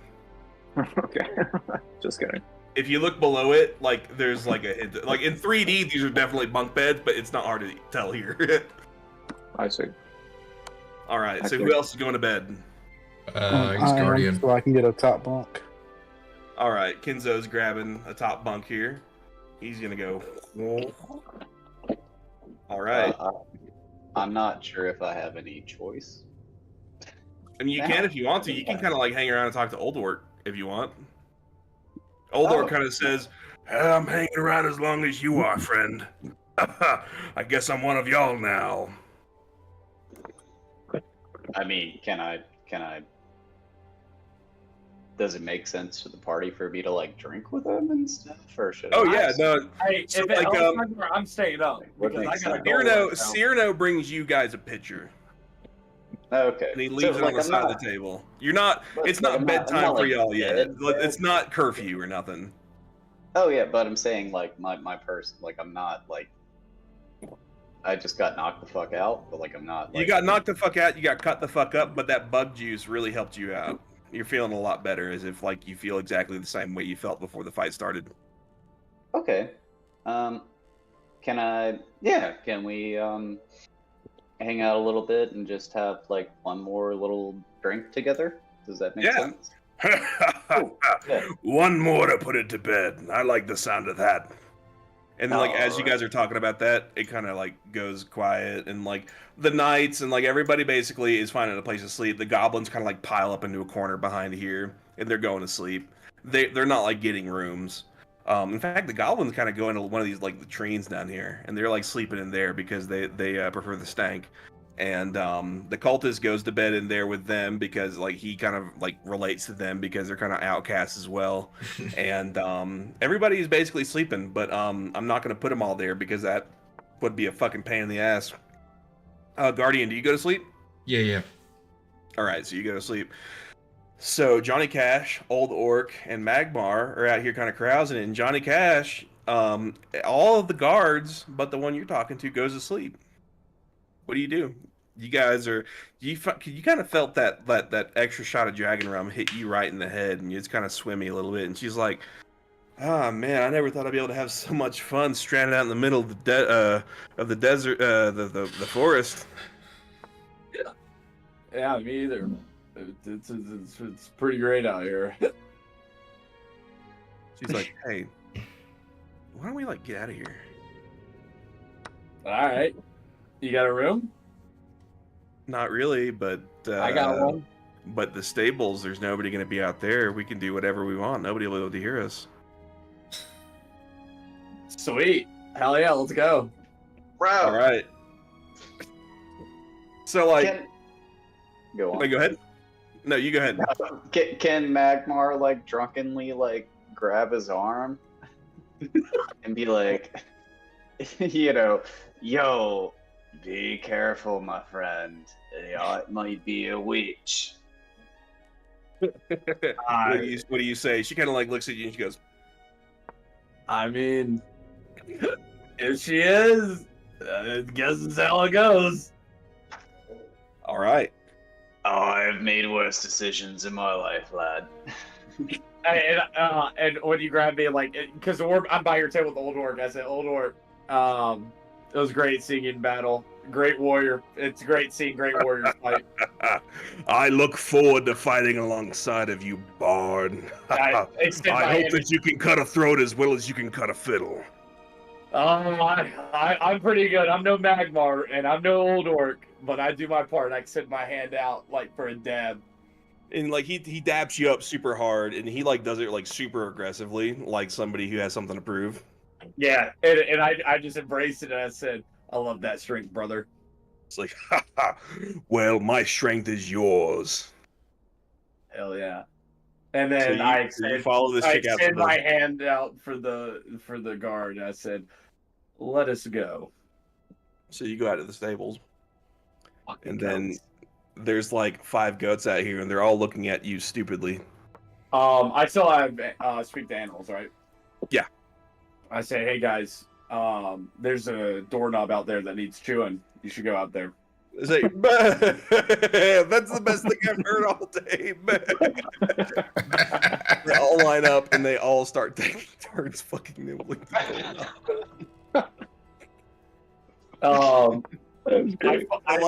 She was like, and then like the lady guard, who by the way, you never got her name. Would you like to ask it? I mean, if she wants to give it to me, that's fine. I'm not really asking anything right now. Fair enough. Doesn't really need names. Yeah, it's fine. She says, "Well, I like how you did that." Yeah. There's all kind of animals I could talk to, goats, dogs, but I'm really good at, speaking to the cat. Make me a charisma check. At advantage because I'm drunk. Yeah, That's what the riz is up. Yeah. Charisma. Oh hell yeah. Lucky, you only needed a 10. Let's go. All right, she says, "Good at talking to the cat, huh? What do you mean?" And then this is gonna go places, but we're just not gonna go there. Yeah, no, I do not. What I am going to do is everybody knows where this is going, right? So let me tell you all a story. Earlier in the week, my mom and my sister, they called me on the phone, and like I wasn't there to answer because I was like on a phone call at work, and then all of a sudden after that phone call's over, I hear like at my door, and I'm like, who the fuck's asking my dad to have to go beat? Like, who is fucking beating down my door? And I get up and I look through the peephole, and it's my fucking mom and my sister. And they were like, "Hey, we were in the neighborhood, and we wanted to give you a present. It's like an early like Valentine's Day thing, because like we give like small gifts to each other on Valentine's Day." Nice. And she's like, "And I wanted you to have this before this coming Sunday, because you're doing D&D on Sunday." I was like, "Oh, that's super cool." They gave me this. Inside of here is a set of all the dice you need for D&D, but when you roll them, they light up. Oh shit. That's cool. That's nice. Nice. That was That's very super nice. cool. So what we're going to do to break these in, reader, No. Is this deceit? I'm rolling a d20. If you get an 11 or higher, the sex is good. Let's go. Come on. If you get a 10 or lower, the sex is bad. And I'm inspired, so I would like to use that if this is bad. You're actually Hold on. To clarify, is the sex bad? Do you mean like Fiddlefinger is bad at sex, or? Yes, like he's bad at sex. Yeah, Okay, I have got a it. bad time. Yeah. And I'm double inspired, so I got 3 rolls right now to get 11 or higher. Can we take money on this? I don't think I think everybody, like, nobody else knows this is happening. You're the only one that knows what I'm doing. All right. Yeah. Sleep. Roll number 1. Can you see that? That's a 7. 7. Oh, I use my inspiration. All right, we're gonna roll again. come on, Reader, this is not good. That's a fucking 4, buddy. dude. You Inspiration. Last inspiration. You have double inspiration. This is your last chance. It would be funny if these rolls like indicate that he can't get it up. You know, he's like struggling. I'll allow it. You've got to be fucking kidding me. A crit. Please tell me it was a 20. A 5? Ooh, dude. A fucking 5. Damn. I mean, I don't even care. I'm still having sex. This is Your gonna be finger bad can't for even her. fiddle. All right, that is a great way to break this fucking dice. I gotta put it back on charge. You can only go back on charge if one is at the very bottom. There we go. Even in role playing, the universe can't allow Justin to be good at sex. We rolled the d20 3 times in a row. And 7 was the highest number I got. I was like sure that this was not going to happen. You are statistically so fucking unlucky. I just want to let you know. Oh, I'm aware. That's why I was like, oh, I got this in the bag. Oh my Damn. god. So not only do you have bad sex, you also what was I gonna say? Hey, can I do this? Forgot. I laughed too hard. My blame went Alright. break. Hey, can I do this? Alright. I'm gonna acknowledge that the sex was bad. Because it ended early, you know. Okay, As yeah. one does. I've been looking, and so this is the first time it's happened in a very long time. First time in this planes. Yeah, no, for sure. You busted cherry on this plane of reality. So it's gonna it happens, and I can tell like she's unhappy. Can I do a performance check for eating the kitty? No, I'm pretty sure that was all of it. No, please, no, please. No, that was everything, bro. please. I'm not taking this any further. So, like, as you're going, no, please, no, no, as she gets up and walks away, it starts fading back into what Magmar and Old Orc are doing. That's fine. I'm gonna walk in. I'm gonna go to. I leave and She's gonna say, well, I think you need some more practice, bud. Hey, Oof. hey, Oof. you're not wrong.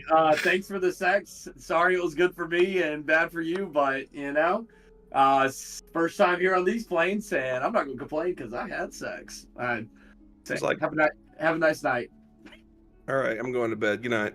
Good night. All right, I go to back bar at Old Orc. I say, hey, can I hang out with you guys? And like as you walk in, and like she's definitely going to bed over here, like and putting up her bedroll with the rest of her homies that are in the same squad. Like you kind of like shuffle past all the goats, you walk back inside, and like you kind of have like this like little skip to your step as you walk up to Old Orc and Magmar's table. Oh, how much time has passed? Can you please tell me like 5 minutes has passed? It's not been very long at all. I'm not back to skipping it back. Hold on, you know what? I'm gonna roll a d20 for how long that took. Dude, why did roll a 20 here? So it lasted for hours. Okay, hang on. Dude, this d20 rolls shit. It was an 8. 8 minutes. You were gone for 8 minutes. That's well above average. Respectable. Yeah. So I skip up to back bar at Old Orc. I said, well, how's it going, fellas? And the Old Orc kind of looks at you, and he like kind of sees the glows in your face, and he says, "How was your conquest, my friend?" Great for me, horrible for her. Who cares about her? That's what I said. I don't even Drink know with me.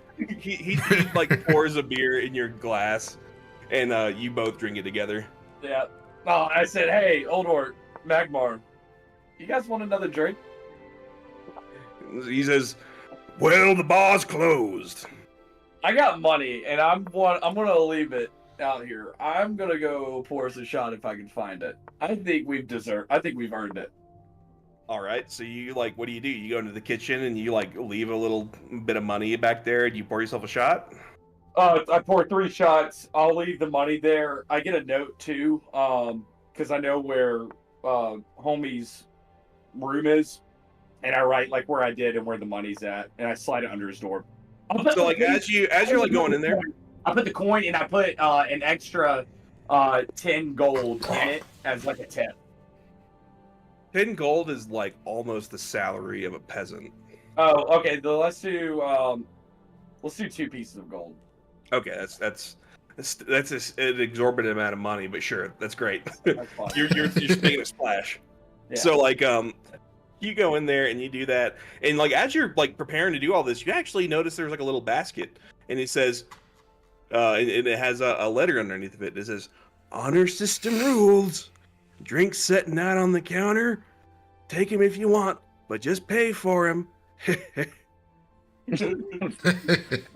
I do that, and I still leave a tip, that 2-piece tip, because I'm like this man. All right. So he goes. So like you don't have to disturb See or Know It All. And you leave some money on the in the little basket. It's kind of like that. You guys remember like driving up through Brundage going to Troy, and then there is the gourd man. Yeah. Get Yes. the gourd man. Yeah. I remember all too well. Dude, if you go up to that place, like, and you buy some gourds from him, if he's not there, that's literally what he's got going on. Shout out to the gourd man in Brundage. Oh, hey, instead of 3, Brundage, bro. instead of 3, I'm getting 6 shots. Oh, fuck yeah. All right, so everybody gets 2 shots. And then Oldor goes, "You are some kind of ambitious carouser, I tell you what." Yeah, I can drink. I can't have sex well, but I can drink. Who cares? At least you busted. Here. Right. To getting your rocks off. And, like, you guys all take shots together. Magmar, what do you say about all this? Magmar is like super hammered and also just like really happy that I guess that he lived from, having like a decent honor duel. Apparently, I was not cognizant enough to actually put up a fair fight to the orc, which like was significant to Magmar. So let's say like Magmar is also a little bit bummed out, right? That, he wasn't able to. It's because it meant that he was able to like beat him in arm wrestling. So Magmar is a little bit bummed. He wasn't. So like, able to Old defeat Orc him. looks at you and he's like, "My friend, I guess that makes us even, doesn't it?" You're a worthy foe. I appreciate you as finally a good comrade. I don't have the ability to really trust all the people in my party because they aren't all who they say they are. Well, I may have made a powerful opponent, but I hope to be a more powerful ally, my friend. And I'll give him another like You slap dab on him the up wrist again. and, like a little Like, we're hug. really fucking we're romancing. Clearly we're like wasted at this point because we've carried it out so far. So I'm gonna dab him up, and like literally after Magmar does that, he just fucking passes out on the floor because he's like Hell so yeah. hammered and like he just passes out on the floor in the Hell yeah. So Magmar passes out, and Old Orc goes, and he like kind of leans back in his chair, kind of like PewDiePie, that meme, and then he like leans back too far and he like falls over and he's like, it makes like a big noise like in that 2 Mad video where he's like, "Good night, girl. I'll see you tomorrow." So he's asleep, and then Johnny Cash Fiddlefinger, you're like looking around and you're like, you don't even really feel that drunk. Yeah. I'm just kind of hanging out. I was like, oh, got some lightweights here. But it feels weird because I know Magmar can drink really good too. And this is a big guy. Why are they all drunk so easily? Make me an intelligence check. It's going to be very low. At advantage or normal? Normal. Okay, perfect. Man, nobody drinks like people from Avernus drink. Yeah. That's why you're doing good. Yeah. Thanks. So I like, you gotta look around and like everybody's kind of going to bed. Oh, shit. Well, I guess I gotta go to bed. I go back in, I grab another beer, I pay for it and I bring it to the bedroom and drink it. Goddamn you. Hey, is the cat still with me? Yeah, the cat's still with you. He says, "What a night, right?" So what a night. I said, hey, is your family gonna want you to sleep with them? Because I don't want you out here with the lizards. Yeah, no, I'll splatter out underneath the door. I'll sneak in. Okay. Or if you want to chill in my room, you're welcome to. Oh, no, I'm good. I just met you. Yeah, no, that's fair. All right, man. So I walk him to the door, and he goes under it, and say, have a nice night, buddy. He says, "Meow." Okay, that's the one thing I don't understand. I just walk back to my room, go to sleep. You reckon that it must have just struck midnight. The spell just turned off. Oh. And you walk up into the bed. Magmar is down there sleeping. Everybody's kind of like Sleeping. You take your bunk. Madmar's out there. Old Orc is sleeping out there. Oh, hey, I bring since we have 2 spare beds, I'm gonna bring a pillow and blanket, and I just kind of put it under each of them. I'm just Perfect. kinda Yeah, you give him a good night's sleep. yeah. All right. So everybody kind of Thank sleeps you. for the night.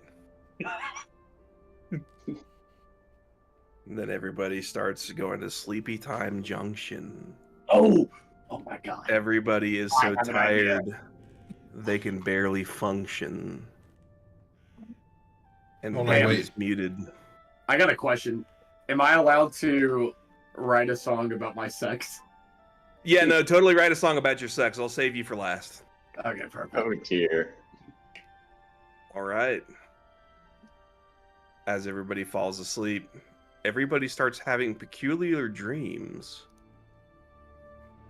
Mr. Ignotus, we will talk about yours first. Let's hear it.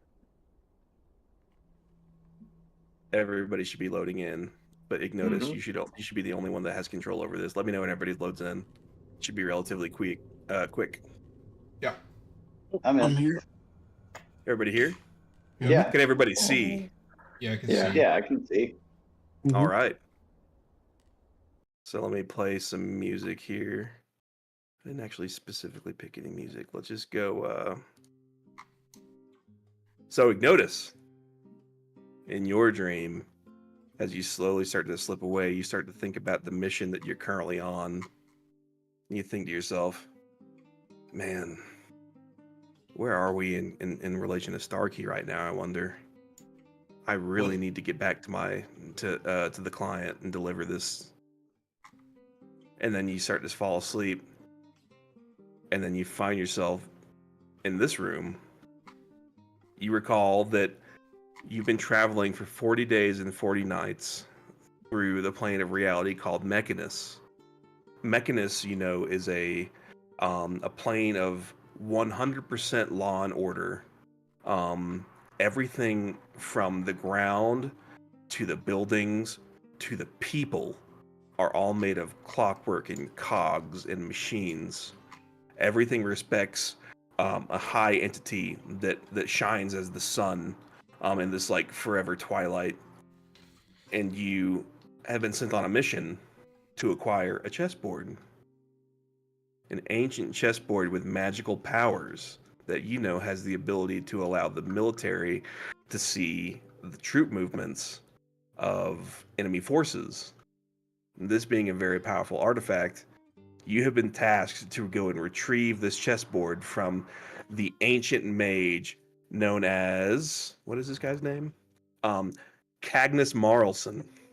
Oh my god.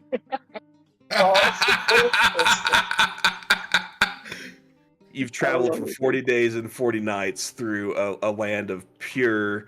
It's basically, if everybody can think of like an MC Escher painting, you're walking upstairs, upside down to go up through a sideways passage. Ignotus has had to navigate this shit for 40 days and 40 nights through an inscrutable map that was provided to him by the client, and finally, parched and tired and exhausted, he finally stumbles into Cagnus Marlson's chambers. He walks down through upside down through a staircase, and as the gravity from below picks him up, he goes, "Hup!" And he hits the ground and picks himself up, and he sees the famed chess master sitting with his back to him, and in a stone chair in front of a table that, if you zoom in really, really closely, is actually wriggling its fingers. I see that. What do you do? I'm gonna walk up and act cool. I look down at the table. I'm a little disturbed by it, but I don't let Cagnus see my distress. Agnes looks at you and he says, another opponent. How long did it take you to find me? 40 days, Cagnus. 40 days. 40 days. Not bad. Too bad it'll only take me 5 minutes to beat you. Well, we'll see about that. So, if everybody could direct their attention to my screen as soon as... Whoops, did I save it in the wrong folder? I did. Hang on, let me fix this before I, like, absolutely spoil the dog shit out of you guys.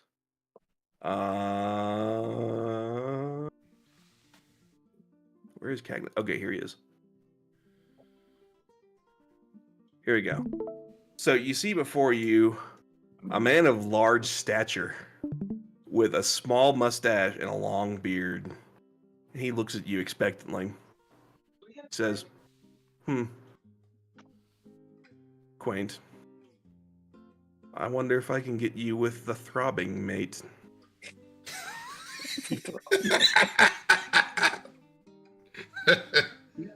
Let's let our skills do the talking. I like Cagney. his dead eyes. He says, indubitably. Yes, I can get him something. Sit. I mean, it's not bread, but So you've sat down, and you are right here.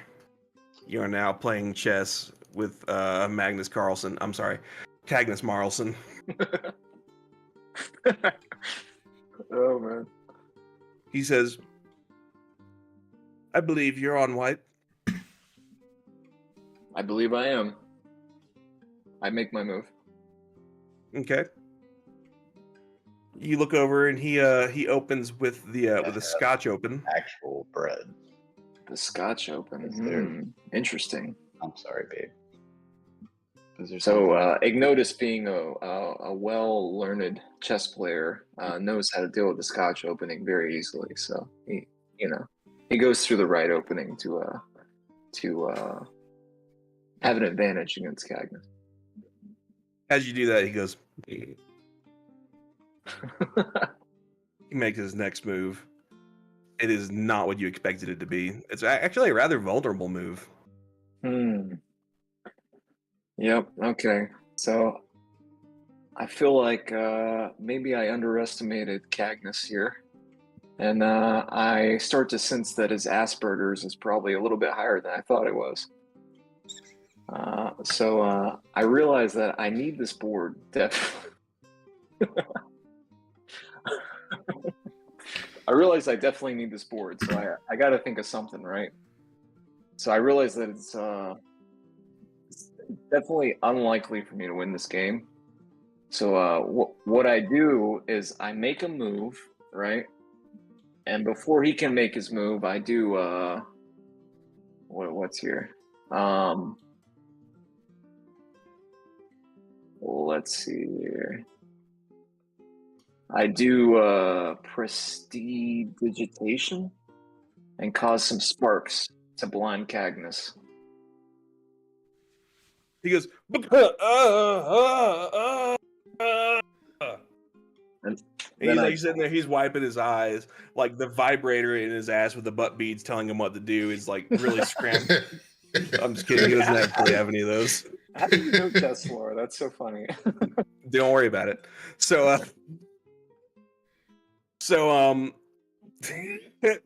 he's like sitting there. He's like, foul play. I'll get you for this. I can't fucking see. And then he actually falls down. He's like running around, and he actually like stumbles down, and he hits the corner of his head on the stone chair, and he like kind of like falls down like in the Family Guy pose. So I quickly grab the board in pieces and put them on myself, in my bag, and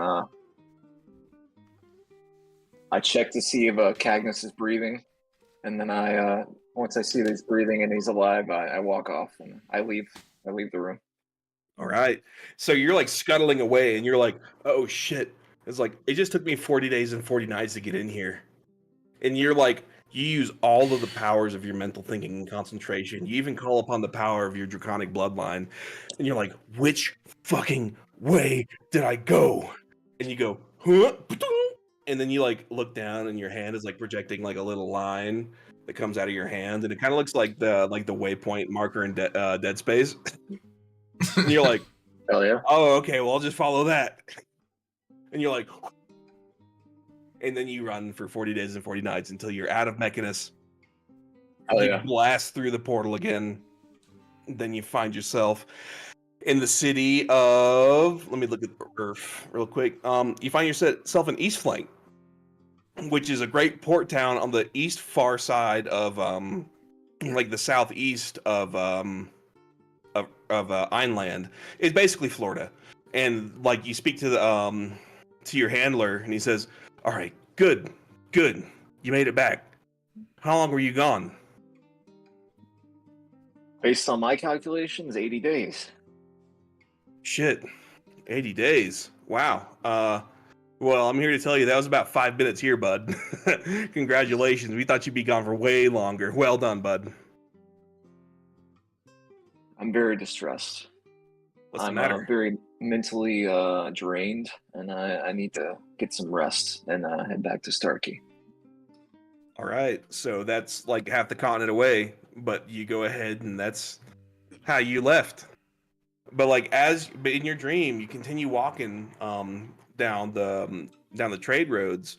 You know, you're gonna pass through Bulgo, you're gonna pass through Long Grove, and then you're gonna have to pass through the Varen Forest, then the Stargazer Mountains, then you'll finally find yourself in Starkey. And you're like, man, 5 minutes wasn't a lot of time, but I really didn't calculate how long it was gonna take me to get back to Starkey. I only had 15 days. I need to get back as soon as possible.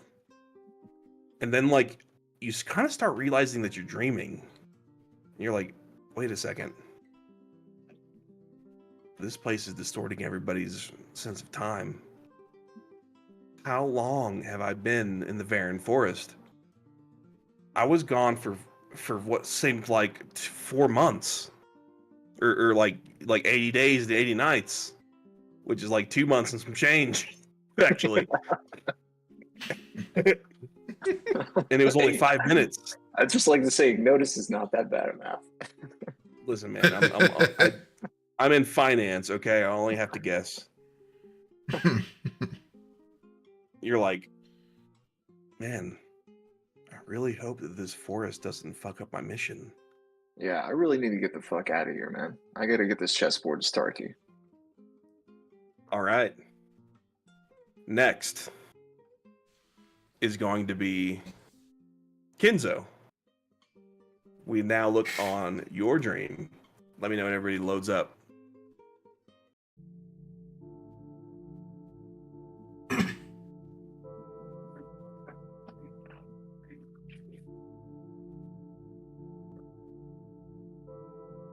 Is it like loading for everybody?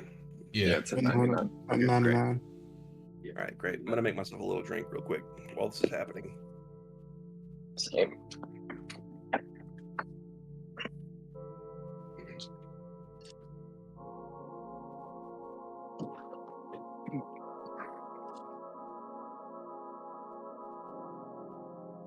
Find on Amazon.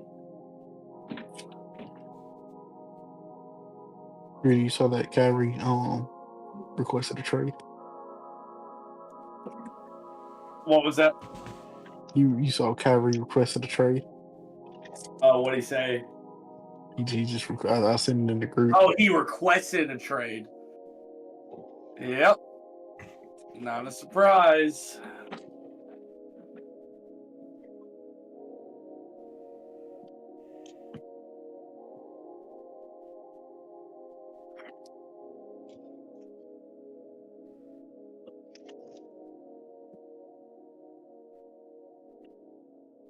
Ooh.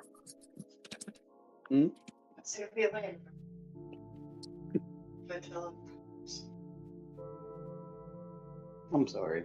Is there something I can do to? There's something needed you to say. Oh, never mind, Rita. That was NBA Centel.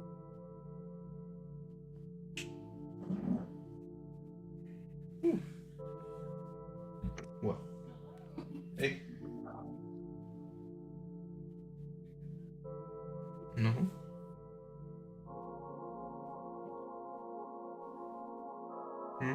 All right, is everybody here? I'm here listening. Where's the? All right. I am, but it's dark as shit. That's right. So Kinzo, you find yourself in your dream. You look around, and you find yourself back in the Hidden Leaf Village. This was your training ground. You look around you. Make me a perception check at advantage. Perception. Dark. You'll be in your skills. Yeah, I see deception Deception. up there. Yep. At advantage. At advantage. You need to overcome a 5. This should be really easy. 11. All right. You look around. These were your old sparring pits in the Hidden Leaf Village. You look around, and all of your new friends are around you, and they look at you expectantly. And everybody else can talk right now too. So we're I collectively. know like, this what- place. Everybody's in his dream right now. Okay. Okay, so we're all like kind of just chilling, like watching him do his thing. Yeah, right now. This is weird. What am I doing back here? What am I cognizant of the things that have happened in the past? It kind of feels Oh. normal for you to be here. Hey, my boy Kenzo, let's go. I mean, honestly, I'd probably put. Do I know this is like, a dream? No. I'd put 20 gold on my boy Kenzo. I'm just walking 'cause around I don't mess exploring, around. familiarizing you know? myself with these known surroundings. Guardian, what do you say? Sorry, what did you say? What do you say to Kinzo? Kenzo? It feels like there's a veil of darkness over my eyes, like I can't see very well. Do you have that same feeling, Kenzo?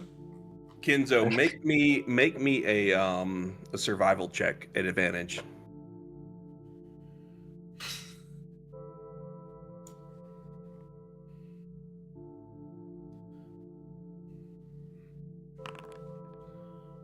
All right.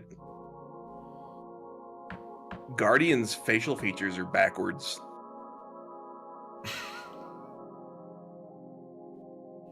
I swear, Guardian, your beard is on your head, and now your chin is bald. This is weird. What are you talking about, Kenzo? Ignotus, you walk up to him to try to comfort him. What do you say? Kenzo, just relax, man. It's all good. You notice your breath smells like cheese. All dragons' breath smell like cheese, man. It's cool, dude. Just chill. Make me a perception check at disadvantage. Me? Yeah. Okay.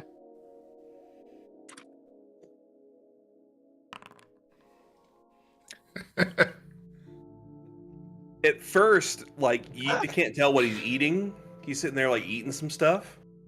And, like, you're like, are those moving? No, it's just rice. All right. Mr. Johnny Cash, Fiddlefinger, you're back just in time, literally. Yeah, What- no, I was what- listening still. What do you say to Kinzo to try to comfort him? Dude, you won't believe this, but I just had sex. And Kinzo's like, that's impossible. This has to be a dream. As like you start like putting your hand on your head, and you're like, oh, what the fuck? All of a sudden, all of your friends vanish. Glimmer says, Kinzo, help me. I don't know what's going on. I don't know what's going on. Help. Where's Guardian? Where's everybody? And then all of a sudden, all of your friends, where they once stood, are all getting you. And Glimmer says, Kinzo, what do we do? Same thing we do every day, Glimmer. Fight. He says, we're gonna fight. And then, like, as he says that, like, this copy of Ginyu right here actually takes him and he grabs him and he says, and he like grabs him around the sphere, and like all of the little triangles that make up the rest of his body are like floating around him, and he says, "Say goodnight." And he crushes him in his hand. Glimmer is gone. All of the Ginyus turn and they look at you. And then your dream is over. Next, we're going to Guardian. Let me know when everybody's loaded up. Scary.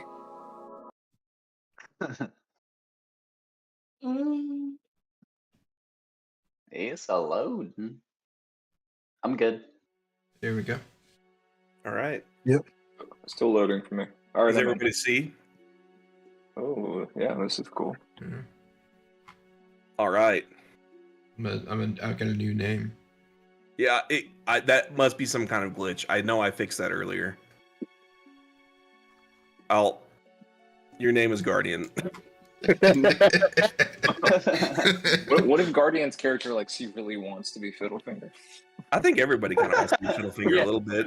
That's why he's always mad at me, and because he's like, oh, He's so Yeah. cool. He's way too cool. if only I could have sex as long as him. The way he has to use magic and 8 alcohol minutes to have is sex. crazy. All 8 right. minutes is crazy.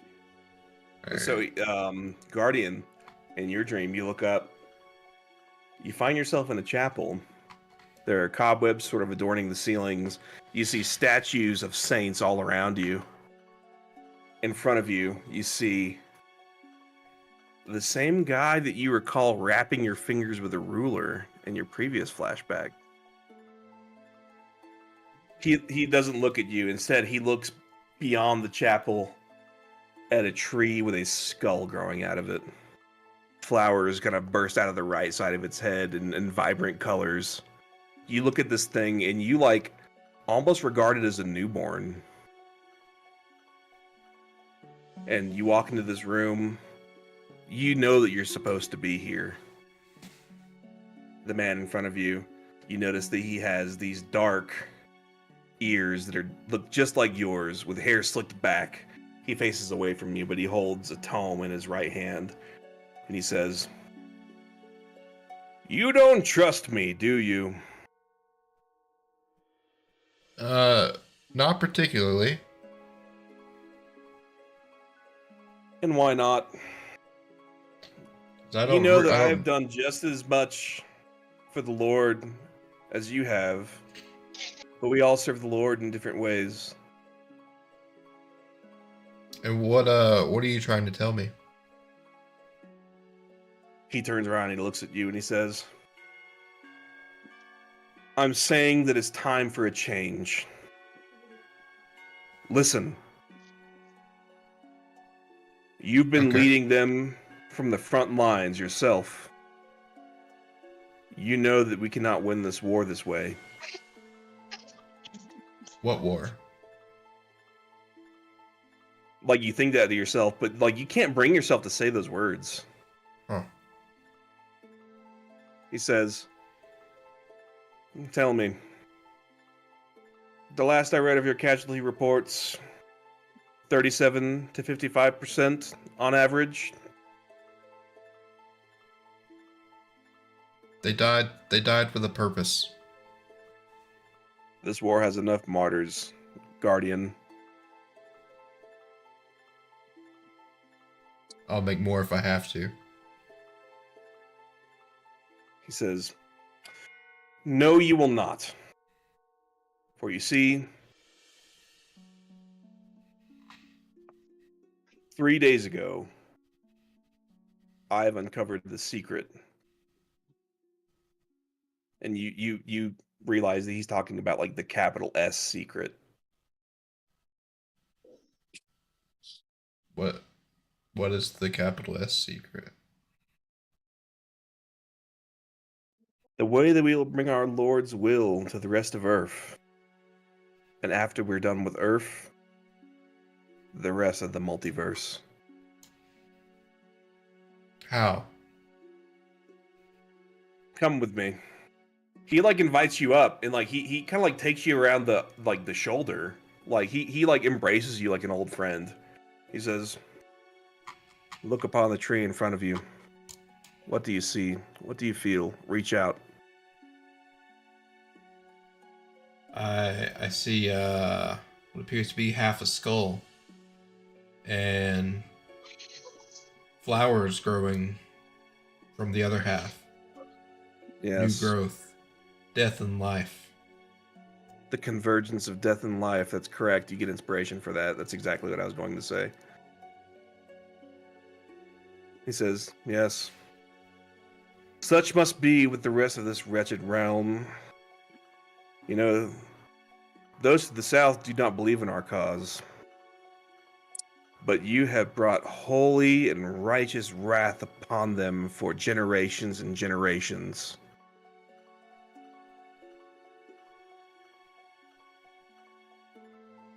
And what are you trying to tell me? I'm telling you not to stand in my way." In your way of what? What are you trying to do? How am I in your way? As you start to ask those questions, your dream begins to subside. But as your dream begins to subside, all you see is fire. You see your home on fire.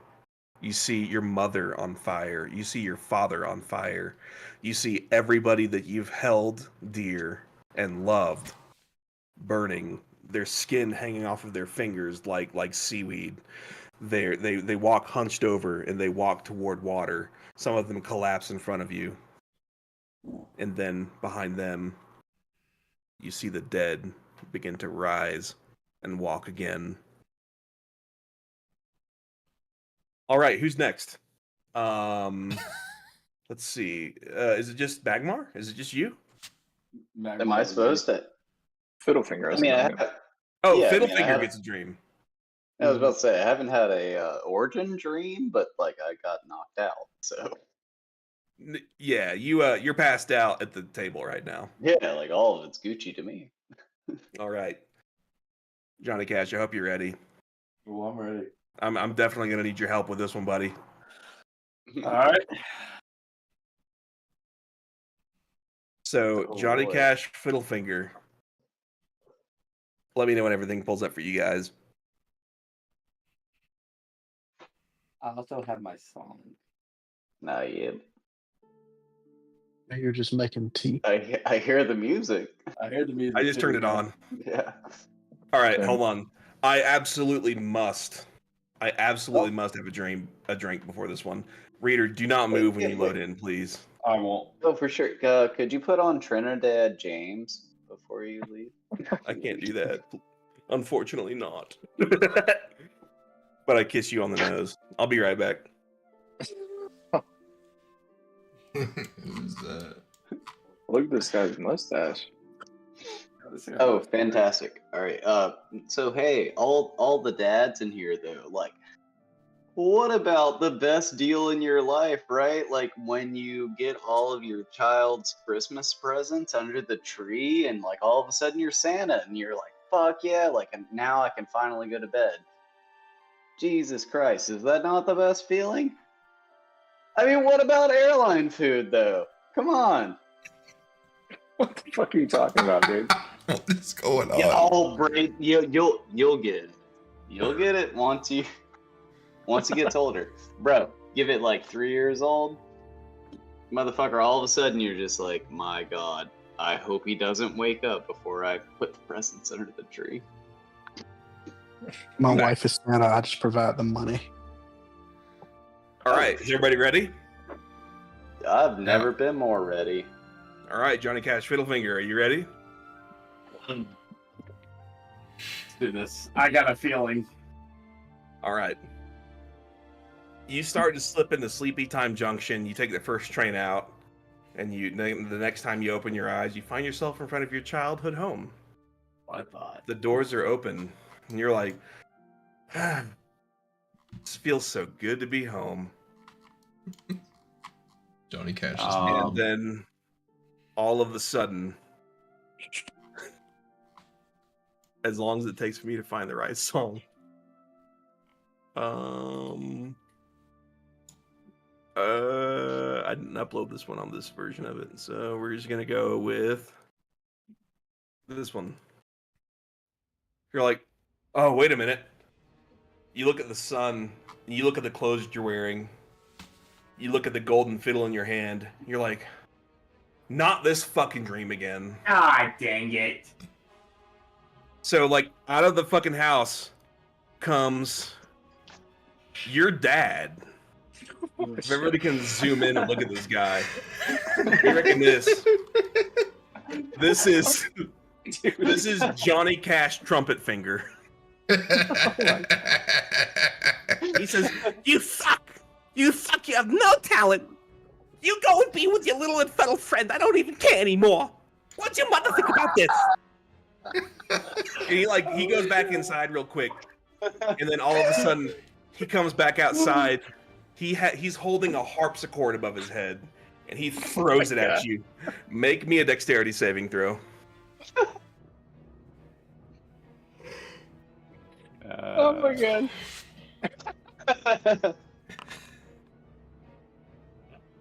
Shit. So he throws a fucking harpsichord at you, and it hits you right in the face, like Ed, Ed, and Eddie. And then you like pop out of the top of the harpsichord, and then you say, "But Dad, but Dad."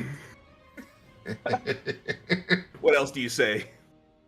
What the fuck? You ruined a perfectly good harpsichord. We have plenty of more in the basement. We don't even care about these. I don't care about you. You have no talent. You suck. He goes back inside. He comes out with a harp. He throws a harp at you. Make me another dexterity saving throw.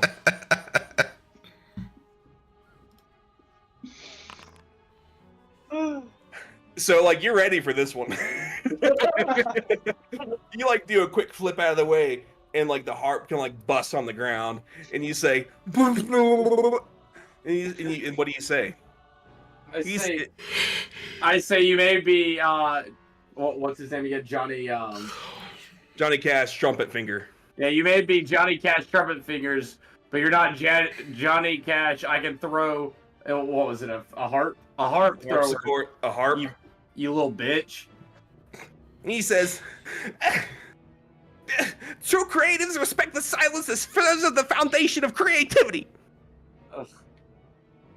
Not this soul song and dance again.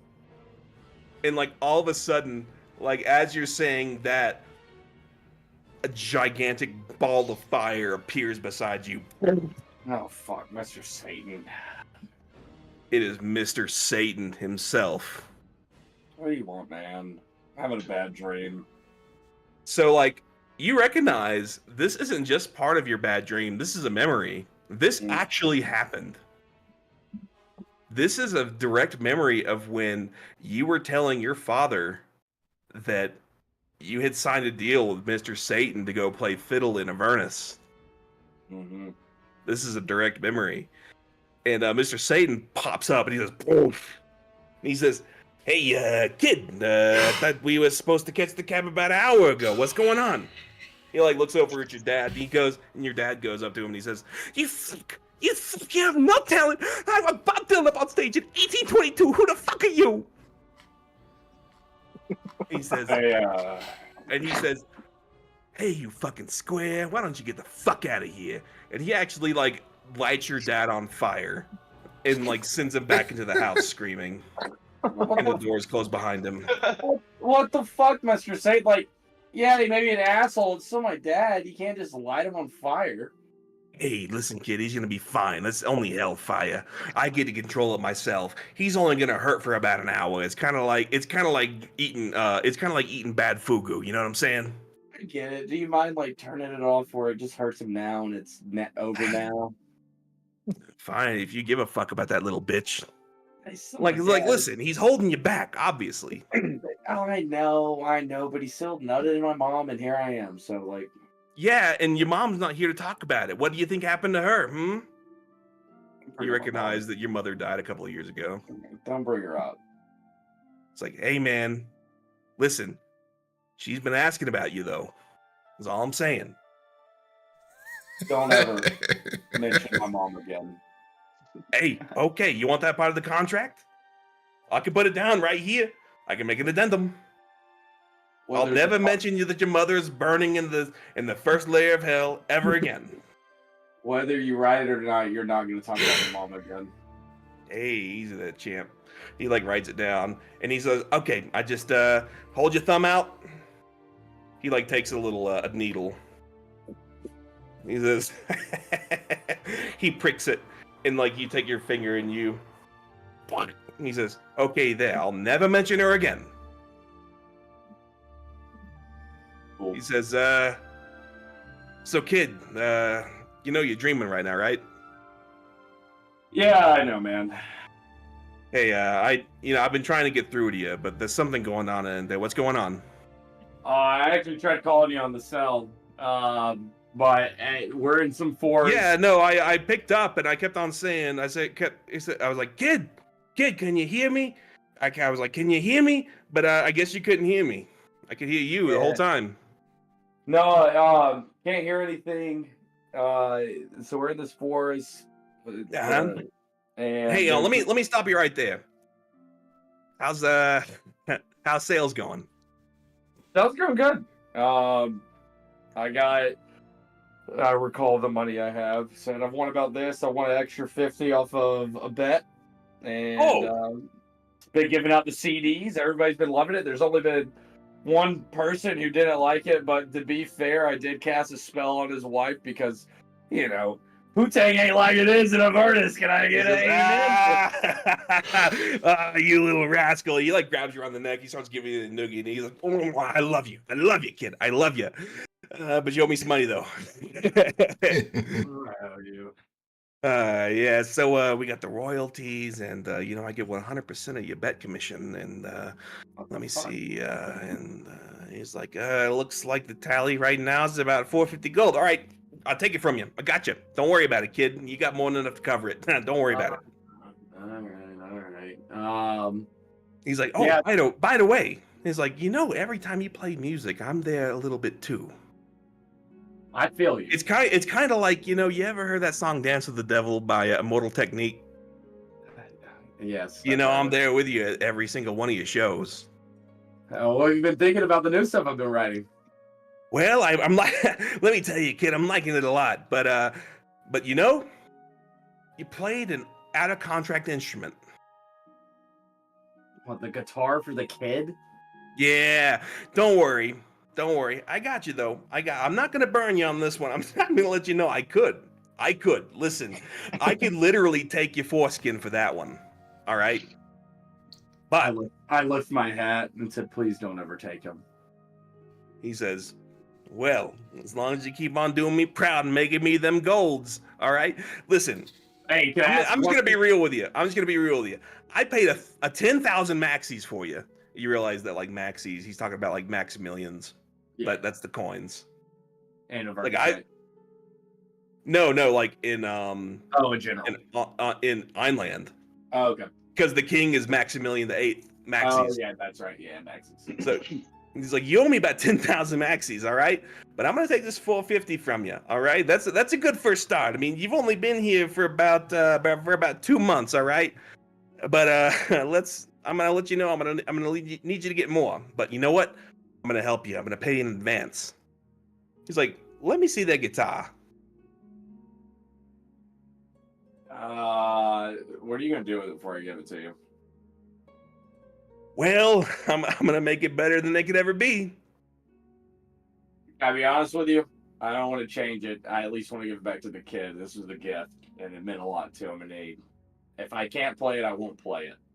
Listen, man, I'm just telling you right now. All right, I saw that kid's eyes. I was there when you were playing that song. All right, you're gonna be fine. He gave you the guitar, and you know what? I'm gonna make it a special edition. All I gotta do, one touch with my little finger, it'll never be the same, kid. And I'm not giving you a choice. I'm just telling you ahead of time. All right, can we have this in the contract then? Can it both play Avernus style, but also can I change it to Earth style? Yeah, but I'm gonna have to add another 10 years onto your Lemure sentence if you fail. If you bow out though. 10 years is nothing when you're Lemure though. I mean, you've already got about 1,000 on there. Yeah, that's fine. It is what it is. Everybody recognize, like, for everybody that's like not participating in this dream, he's basically saying that he's going to turn him into a lump of like stink flesh and make him fight on the front lines of the blood war for all of eternity for however long he's gotten his contract. He just accepted 10 more years onto that. When I already have- Magmar would not be totally surprised because that's kind of commonplace for like a contract with a demon, and yeah, that's what Magmar's. If Magmar were to be participating in the stream. Yeah. I feel Magmar's So he's- spirit. So he says, I'm gonna use my spirit. So he says, all right, I'm gonna make this guitar made of gold and fueled with my fury and powered with your vocal cords, boy. Get ready. Special edition Red Series guitar, number 2 of 2. And he touches it, and it turns into a beautiful golden guitar. And as soon as you touch it, it can turn in between an electric guitar and acoustic guitar. So it can play stuff from this plane, but whenever you will it, it can turn into an electric guitar. And Mr. Satan just making sure. So now that this is a special guitar, even if I play it Earth plane, that is acceptable in the contract, correct? Absolutely. No ifs, ands, or buts about this one. Just know, it's a special guitar. I mean, it's literally number 2 of 2. I mean, like, that you've got one of 2 of them. Hey, I got a question for you too. Hey, what's good? If you need to add 10 more years, that's fine. Can you make this another Eldritch Blast gun? Tell you what, I'm not gonna add you nothing. But tell you what, he like touches his horns and he goes doot doot doot doot doot doot doot doot. And he's like, congratulations, your violin, your gun, and the guitar, they're all the same thing. Yeah. So can you help me out with this plane? Like, what's going on? Like, what's this fog? Do you know of anything like this where a fog comes, it's wiping people's memories? It's super thick. The dead are rising again. He's like, it feels delicious, let me tell you. It's some kind of crazy evil going on here. I can't tell really what's going on, but I can tell you, it ain't from the hells. But hey, kid, I gotta go. I gotta talk to somebody else real quick. I gotta go. Hey, I'm gonna talk to you later, kid. And he starts finger gunning. He's like, hey, but guitar though, number 2 of 2, number 2 of 2. Hey, give me a hand, give me a hand. Put your hand up, number 2 of 2, number 2 of 2. He's like, all right, kid, I'll catch you later. And he says, oh, and by the way, next time you level up, you better fucking think of me. Because remember, you leveled up Bard last time? Oh, yeah. Yeah. I got you, man. My next level up will be Necromancy. I got you, brother. He's like, all right, kid, see ya. Number 2 of 2, remember, very special guitar right there. Second one I ever made. You got the second one. He disappears. Poof. And then all of a sudden, your dad comes out. He says, you suck. You suck. You got no talent. You got no talent. You fucking suck. And then all of a sudden, your dream ends. And then Magmar's dream begins. Dear. I have an actual dream. You do. All right. God, I hate my Could you dad. give me 5 minutes real quick? Let me go pee real quick. Yeah, no, same. Heard. I'm ready though.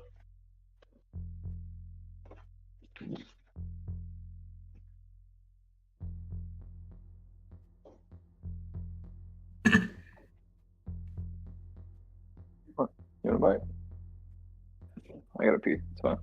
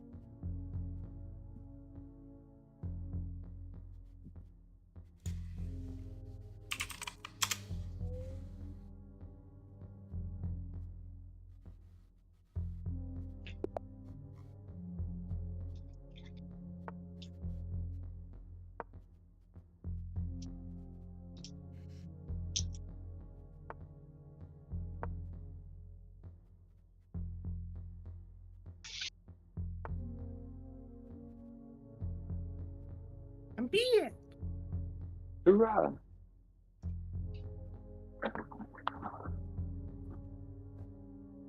Excellent performance, Trey. That was hilarious.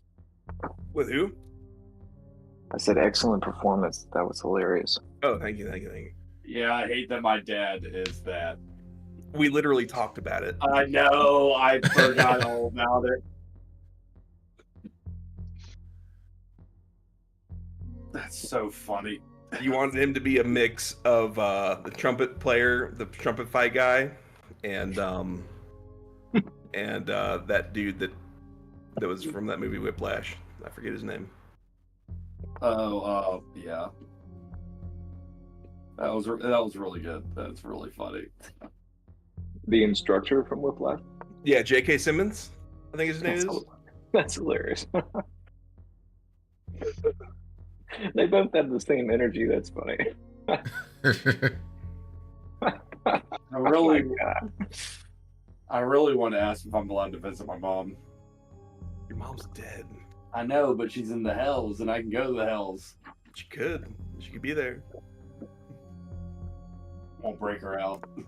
All right, Mr. Magmar. Yeah, there. Are you there? Yeah. Can you Do hear you me? see everything? Yeah. Yeah. All right. Cool. So, you recognize this place. You're having the dream again. You are strapped down to a rack in an Elvis torture chamber somewhere in the Valchinor continent. You remember that you were heading down river. You remember your commanding officer, Captain Reznov, saying, "Where are we going?" And then all of a sudden, an arrow goes through his neck. And he says, "Oh." He looks at you and he goes, "An arrow." And then he falls into the water. Blood pools up. The next thing you blink, and then you're here. You're tied down to the top of a rack. It's made for a much larger person, so you're only tied down by your hands. And you're surrounded by your left and right by two elvish prison guards. You remember you've been here for like 13 weeks. In this exact position every day. You look down at the bloody pulp that is your toenails. And you realize you're not going anywhere anytime soon. And the elf to your right, he says, "Who are you working for?"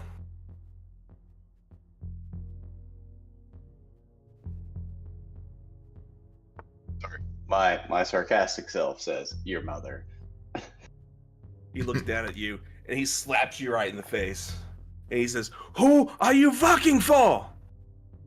Who are you working for? No, I'm sorry. Wrong accent. Who are you working for?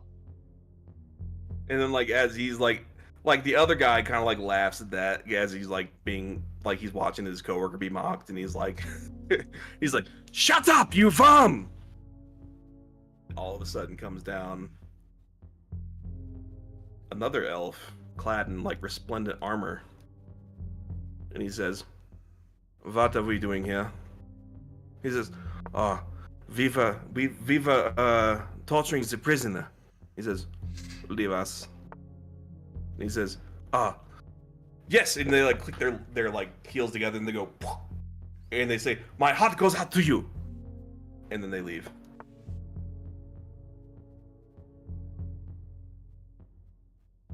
Am I interacting with that elf now?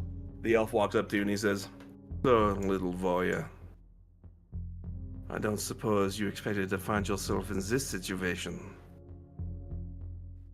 Who are you working for? He says, "I think you know all too well. We are the Valtrinor. We are everywhere and we are nowhere. And today, you are here with me."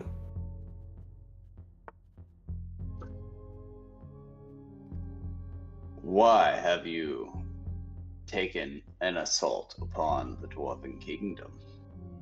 Says, those questions are far above your puny station, little dwarf. However,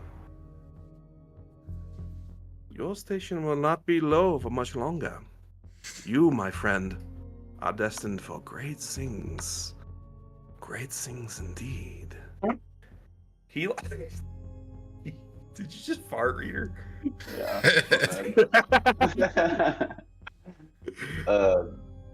He says, I'm sorry, that was not me.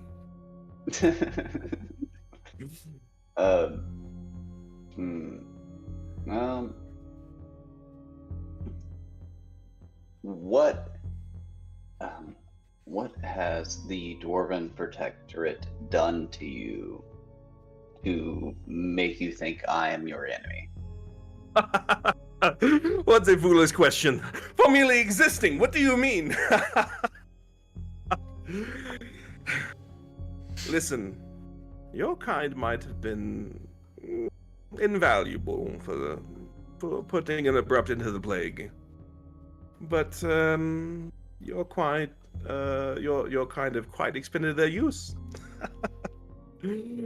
Soon, none of your kind will ever be able to. And as he's like talking, like you recognize right behind him, you see like a couple of maces go across his fucking neck. His blood spills all over you. The man speaking to you is dead. The body kind of gets thrown to the side, and you recognize in front of you your commanding officer, Captain Reznov, the man that you just saw get an arrow through the neck. He says, Mason! What has happened to you? He said, I know you didn't tell them anything, did you, my friend? No, so I only ask for more questions. I want to know who they are. He says, wait a second. He realizes that, like, your head is, like, glowing with, like, purple energy. And so is the dying noble's hand. He was able to get his spell off. He says, Mason! There is no time! He says, I know what they plan to do with you. I will not let that happen. And to all of the great dwarves, Reznov will have his revenge. Claven Brassborn must die. He like places his hand on the glowing section of your chest, and he takes his mace.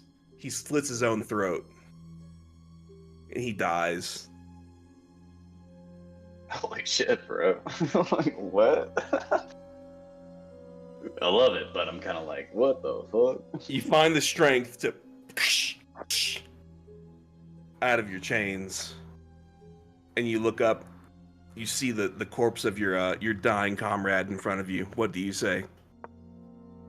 Corpse of my dying comrade in front of me.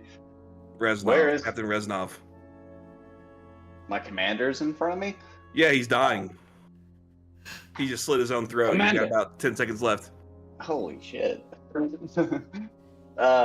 Commander, like, what I would do is, like, obviously, like, Magmar would kind of panic and, like, you know, try to, you know, squelch the, yeah, right. Like, you're gonna, you know, put your arms in front Mason! of him. Mason! You may not remember this.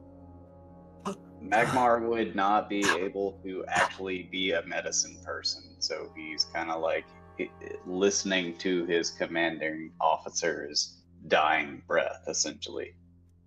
He says, yeah, what they've done to you, you do not understand. I will always be with you. Remember your training, comrade. And Mason, you will survive. He limps down at your feet. And then all of a sudden, you actually wake up, because that kind of fucked you up for real. Yeah, like, it's like, damn, bro. I mean, Magmar, that is all of Magmar's you know, life anyway. Like that's his whole backstory anyway. It's like he's all fucked up of like, oh shit, you know. Oh yeah. Let me know when That's it good. loads in for everybody. You can wake me Yeah. up. You can wake me up if you're scared.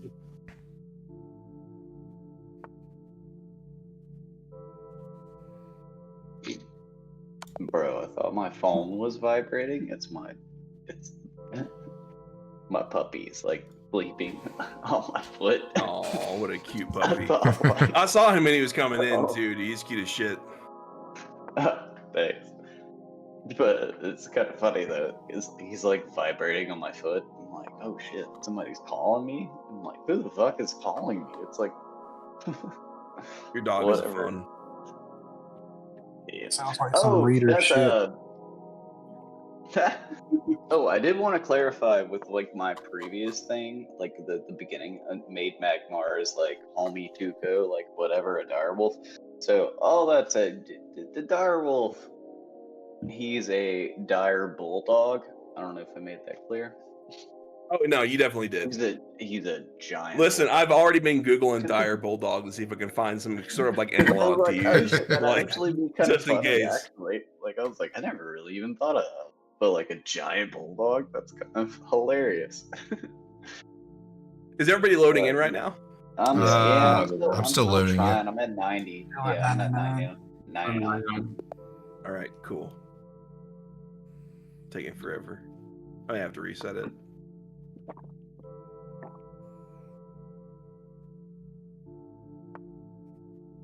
Tell you what, I'm gonna go pee real quick and make myself a little drink. And if we're not in by the time I get back, I'll reset it. Actually, tell you what, let's make it even better use of this time. I'm gonna go ahead and reset it now. That's a good idea, DM. Thank you, thank you, thank you. Damn, you're the smartest person I've ever known. Are there awards for DMs? Mm-hmm. I Yeah. don't think so. No, there are. Yeah, it's called fucking virginity. But I've already passed that one up. Damn. Dang, man. That sucks. All right, everybody try to join again. I'll be right back. Yeah.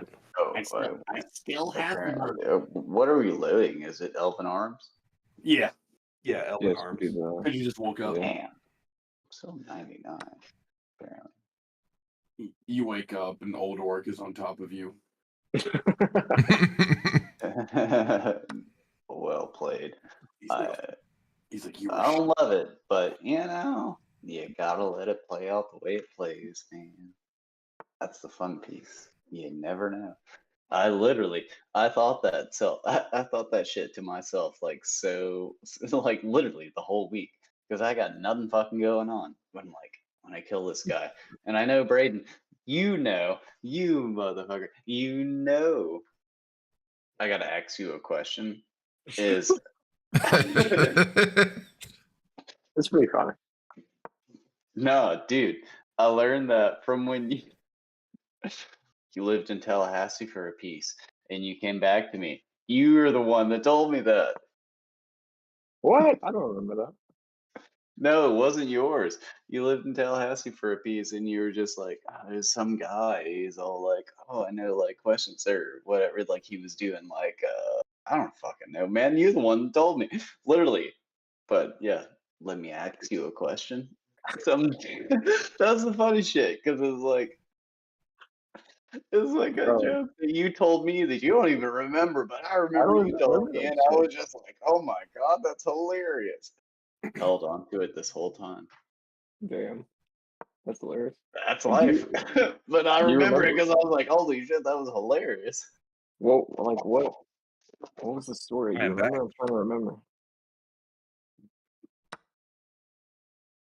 I'm still loading, Trey. I'm still loading too. For shizzle. DM, I'm still loading. Interesting. Trey, I just want to take this time to say, you're doing great, man. Thank I you. see the- Thank you. I the super effort, appreciate man. it. Yeah, it's really good, dude. You guys don't even know how much shit I've had to rip off to make this happen. No, honestly, like the just getting us all back together a little bit again has been so significant to me. Like, Aww. nah, I'm not gonna fuck with you. Like, it means a lot to me. Shit, Oh well, thanks, brother. dude. It means I love you, man. Like I Like, miss you honestly. all. I wish we all lived in the same town, and I'm just telling you, with a modest contribution, we could like all start a compound somewhere. That's all I'm trying to say. Start a what? A compound. Sure, I'll take your contribution first, but I'm totally with it though. How's that loading looking like for everybody? It's Nine still to nine. 99% at Elven Arms Inn. All right. Well, while that's loading up, let's go ahead and get started. We can. This all happens in the theater of the mind, anyways. So, For sure. Ignotus, you sort of wake up, and you're like, "Oh my god, like what a dream!" It's like you feel extremely strongly that you must get back to Starkey. You must deliver this chess set. Nobody else knows this but him, so no metagaming. He only knows this. Yeah, the first thing I do when I wake up is I Oh open my up the gosh. chessboard and I look to see Oh, what's going on. nothing. It's fine. Doesn't sound fine. Kyle, are you playing Destiny? No. Are you playing? Are you playing something else? He's playing Balatro. I got a game of chess over here. Oh my god! No, well, I Hit it with the scotch Trey is open. He away. got you with the throbbing mate, bro. You still No, stuck in I legit Ignotus's just hung. I dream? legit just hung my queen, without even thinking.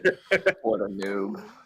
First thing I do when I wake up is check the board, make sure all the pieces are there, make sure the board's good. I'm super paranoid about making sure it's cool. The board looks like totally like in pristine condition. You see like all of the pawns and all of the knights on the black side with the queen in the middle. Beyonce. Yeah, it looks legit. All right. You Well, feel that you must get back to Starkey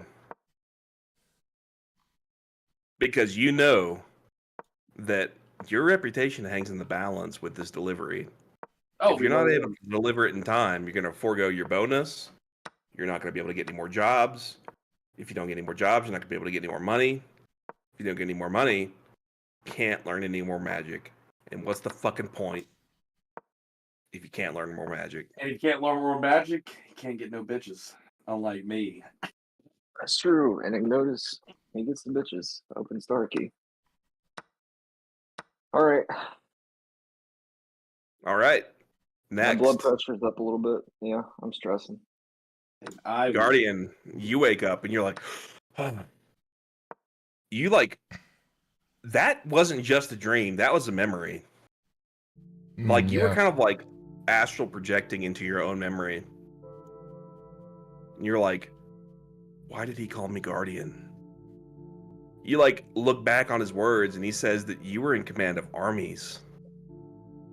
You feel that while you may not be in charge of an army now, you've got to take control of these guys around you. Or else we're never going to be able to complete the mission. Yeah, start thinking we've been dilly-dallying a lot. Worried about this mist. Ginzo, you wake up. You're like, oh. You like think back to your training. You think about all the times that Genyu's been able to get one over on you by pretending to be somebody else. You think about the fight, and you think about how Genyu pretended to be like a maiden, like tied to a tree. Any of your friends could be Genyu right now, but you don't know who it is. I have an inkling. I will say this for the party. You know who you are, but I have consulted with you. One of you is Genyu right now. But metagaming, we don't know that. Only Kenzo knows that. Only And Kenzo knows that. And But whoever- Kenzo, I have discussed it with one of your party members. Somebody Ollie. in here is getting you. You know it in your heart. But nobody else knows that you know that. But I have Okay. spoken to one person in here. So I'm very mistrusting because I know someone isn't who they seem to be. That's right.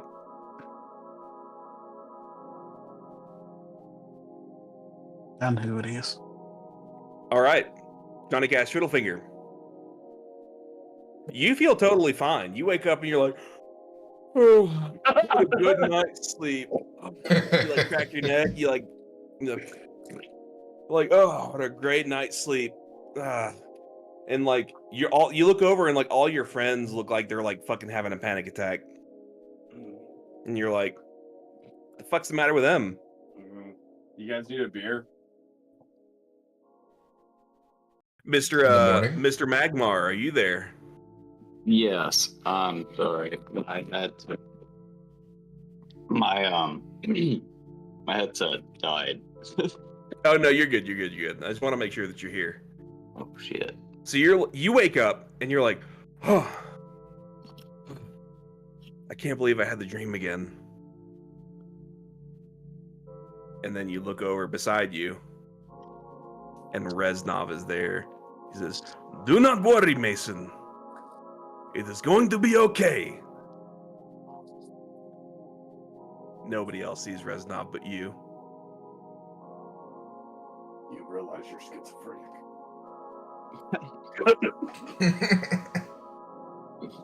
On the next episode of Dragon Ball Z, we will take it from here.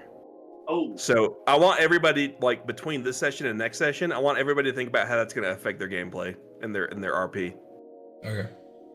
hey, since we're all in this room, well, Magmar already knows like what happened, so I kind of get up and like, hey guys, you won't believe what happened last night. And What? I said, instead of telling you, let me do what only I know how to do.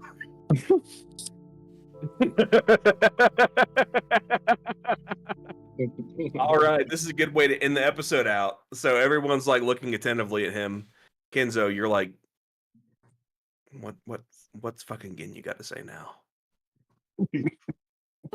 Oh, little hot dog, I am full of glee. I could just yell Magmar would like hesitantly believe that Johnny Fiddlefinger like got it on. You know, he probably would not be fully convinced that he did, but he would be kind of like so hammered at that point and like fighting like an orc. They'd be like, "Ah, my boy, let's go," you know, and then you know.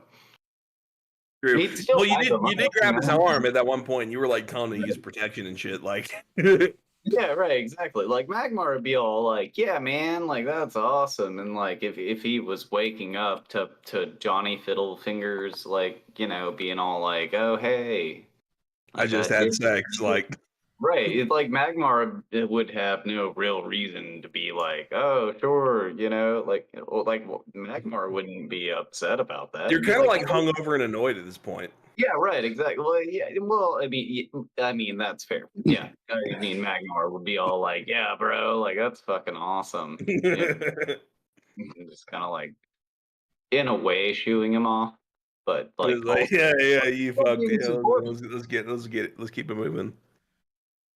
Yeah, and Magmar will have probably thrown up, but like used his beard to like chop it off a Yeah, little bit. yeah, so what you do, you actually you throw up on the end of your beard that you know you're gonna cut off anyways to make your rope for the day. Yeah. So now you have 50 feet of stinky rope. I'll allow it. Fucking That suck. was one of my I had thought of, I don't even remember exactly like what my fun fact was supposed to be, but one Oh of my, yeah, okay, but before we go to bed, before we go to bed for the night, and before like everyone's like, "Wow, what a great day we've had." Let's all tell one fun fact about each other. Magmar, you first. That wasn't the point. Oh shit. Enzo Right. takes special No, note because of I the definitely did facts. forget about it. I'm remembering now. I'm trying to be better. Like, all right. Well, I'm gonna have to look up some things to actually give you the fun. Oh, do you want some time? I have my fun fact. Okay, Johnny Cash Fiddlefinger, what's your fun fact? Johnny Cash fiddle fingers, obviously, as you guys know, lives in Avernus and can tell that he can really drink some alcohol. So in this plane, this alcohol actually really can't get me drunk unless I drink like barrels of it. Like I have to drink so much. Avernus is the only thing like what a normal amount would get you guys drunk or would get me drunk. It has to be a normal amount of anything from Avernus. Right. Kenzo, what's your fun fact? Kenzo's fun fact is it's a known fact that I can't handle my liquor, but Dr. Pepper makes me hyper aware. So you've actually got like a couple of Dr. Peppers in your inventory now, and they'll make you hyper aware. Yes. You went and got some. You left the silver piece. You know the honor rule. Uh-huh. That's perfect. Ignotus, what is your fun fact? My fun fact is that when Ignotus was in wizard school or whatever it is, all the other wizards were required to wear hats, right? Wizard hats. But Ignotus has, being a dragon, has just a fucking gigantic head. And no wizard hats fit on his head, and he's a little insecure about it, but he's come to accept it, you know? But if someone, you know, mentions the size of his gigantic fucking dragon head, you know, he'll get a little hurt, you know, but he tries to live with it. So like the wizard, like the Catholic wizard school that you went to, like didn't really have like a bunch of it didn't really consider that like Dragonborn might also be attending. Like they were like, oh no, it should be like white humans, right? So like so like they tried to like fit you with a bunch of wizard hats, and then like even when they tried to put the sorting hat on you, he was like, I can't fucking see what's going on. I'm like sitting on top of his horns. I can't fucking see. And so they put you in the stanky house. Yep, that's why I'm so bitter. They put you in Hufflepuff. Oh no. Worst of the houses. Yeah, the worst of the houses, bro. I don't actually know what that means, but it sounds funny. I never watched Harry Potter. You might as well say I have a small dick, dude. Oh. Basically. I love it though. Well, You're not wrong. All right. Can I do my tangle? you're ready. It's your time. Yeah. So Magmar's favorite food is what the French refer to as hare à la royale, which is a classic French dish which combines a whole hare, which is slowly braised in red wine and served with a sauce made from its hearts, livers, lungs, and blood. Mmm, delicious. Exactly. That's like one of those like why do the French have like so many sacrilegious fucking recipes, dude? Well, like Jacob, you ever hear about that one where they would like drown like a specific type of finch in cognac, and then they would fucking like braise it in that, and then they would like put a fucking napkin over their face and like eat it underneath the napkin so God couldn't see? That's correct. Hey man, that's the thing that you got to give the French. I mean, they're the whole basis of like all fine dining. But the thing that's crazy about the French, also, other than all that shit, is like traditionally, like most places where it's like, oh man, all the bad shit, like, you know, the poor people made and they made it good and all this stuff. The French were just like, oh yeah, all that gross shit, like, hell yeah, bro, it's delicious. Let me show you. I'll make it delicious. I'll drown it in fucking wine, or I'll make it great. It's like the only culture really where like all of like the shit pieces of food became like elevated. Yeah, If you put enough butter and wine on shit, it'll taste good. Correct. Yeah, exactly. But hey, that's why it's the basis for so much shit. It's But true. yeah, hair a la Royale, which is just like, French a la Royale. All you gotta say is Royale, and sounds delicious. Yeah, but if I But go into a McDonald's, can I order a Royale with cheese and get a beer? Not many people know what that I mean, is. hey, that's the whole basis of Pulp Fiction, bro. What Hold are you on, talking Kenzo. about? Why do they call it the Royale with with cheese? Pull up. This is the metric system, dog. Look at the big brain on Kenzo.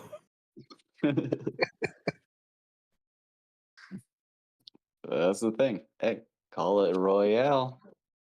Fancy as shit. All you did was boil all of its innards, in a sauce made from itself and some like shitty wine that you had laying around. But hey, a Royale. Listen, it's all you need, man. Well, fellers, I think that was our best session yet. Oh, wait, hang on. He has his song. He has his Yippee song that I fucking forgot about. Yeah.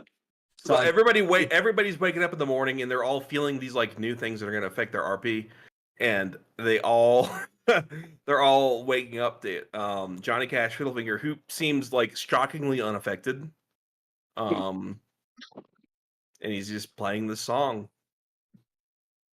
Hold on, let's see. Hot dog, I am full of glee. I could just yell yippee. Yippee. I've been trying for so long. When someone play with my dong, when someone wiggle my wong, would I ever write this song? I'm new to this game. No pretense made me insane. Can a man just get some brain? But there she is, fair as can be, beautiful to the eye. Maybe I can eat her pie. We have a few drinks, the goal is to get to the links. Hopefully the roll of the gods doesn't bring a jinx.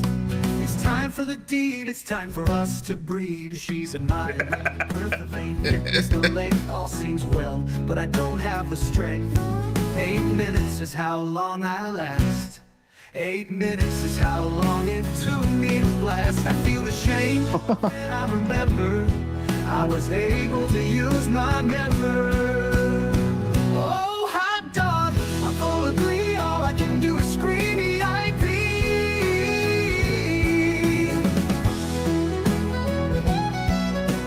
The fucking violin is always there.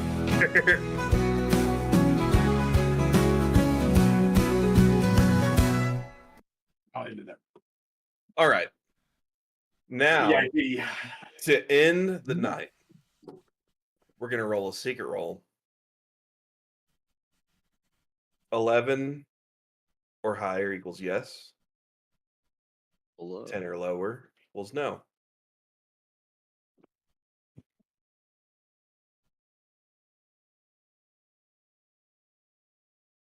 What is it? 13. The answer is yes. Oh no. All right. What does that mean? Well, Guardians of Titanus, it's been a great night. We're gonna put it away, and we will pick it up next weekend. Ladies and gentlemen, thank you, and good night. And by the way, Kyle, if I was hungry, where could I get something to eat? What do you mean? I mean, like right now, like if I was like super hungry and I was like, man, if I could only like have like a home prepared meal, like a chef prepared meal in like 30 minutes or less, where could I go for that? Oh man, I'm gonna have to order DoorDash again. No, dude, you gotta think about this ahead of time. You gotta get HelloFresh, which I don't think I'm still doing anymore. I think my time is up with HelloFresh. Everybody go back to Factor. Everybody go back to Factor. Factor is the best fucking meals you can get in town. If you get them, you don't have to fucking order DoorDash all the time. Make a bunch of emails. Just make some shit up. Just like get a bunch of free cheap meals. Just order the fucking trial 1,000,000 times in a row. Just do it over and over again. Get Factor. Get HelloFresh. Use Yeah, Kyle's or you link. could be a fucking adult and you could just go buy some goddamn onions and some fucking potatoes and make a goddamn meal yourself, kid. No. It's too hard. That's too hard. No. We gotta have HelloFresh because HelloFresh serves like fucking pre-proportioned meals that all you gotta do is cook up. And like, listen, man, they give you like a fucking poster board and tell you like how to cook it, like what all to put in it. They give you like a paper bag that has all the shit in it. And then like 30 minutes later, you've got your fucking hearty lentil soup.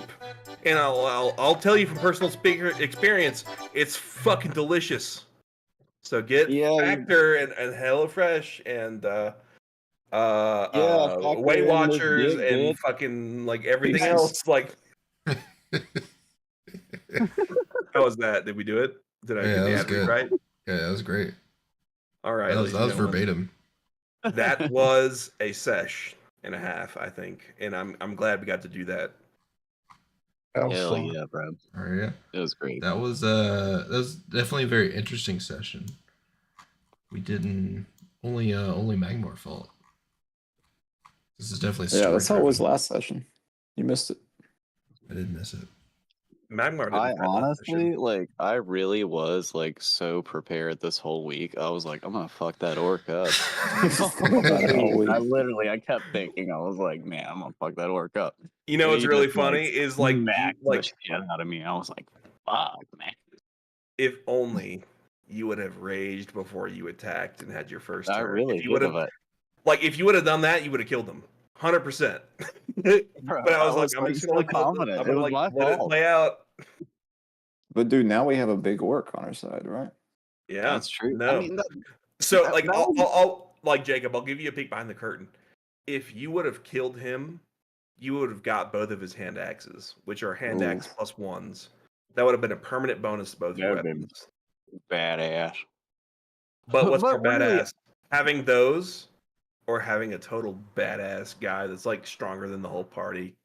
That's So, really kind of like what I wanted. Like, that's good. I sort of alluded to it in the previous session. Like, I think it would be better to like have like him as like the summoning bell, kind of like what Oh, you Elden did was. you definitely said that. You Yeah, definitely I was said like, that. that would be I remember you saying super that. cool. Like, it's like ring the bell, like, but not like every fight. Like, I don't want that, but like important ones. I was like, man, it'd be more useful. He's gonna be like hanging out in the wings, like watching you guys. And if he sees a good fight, he might get involved. I like it. I mean, that's really more of what I wanted anyway. And Magmar feels good about, getting his ass kicked in a good fight. Is Yeah, what it no, is. like that's the thing about fighting is like, like if you recognize you're licked, it's like you get up, I survived that fight. Let's Yeah. go fuck someone else up. I'm stronger now. Exactly. It's like All the right, fucking boys.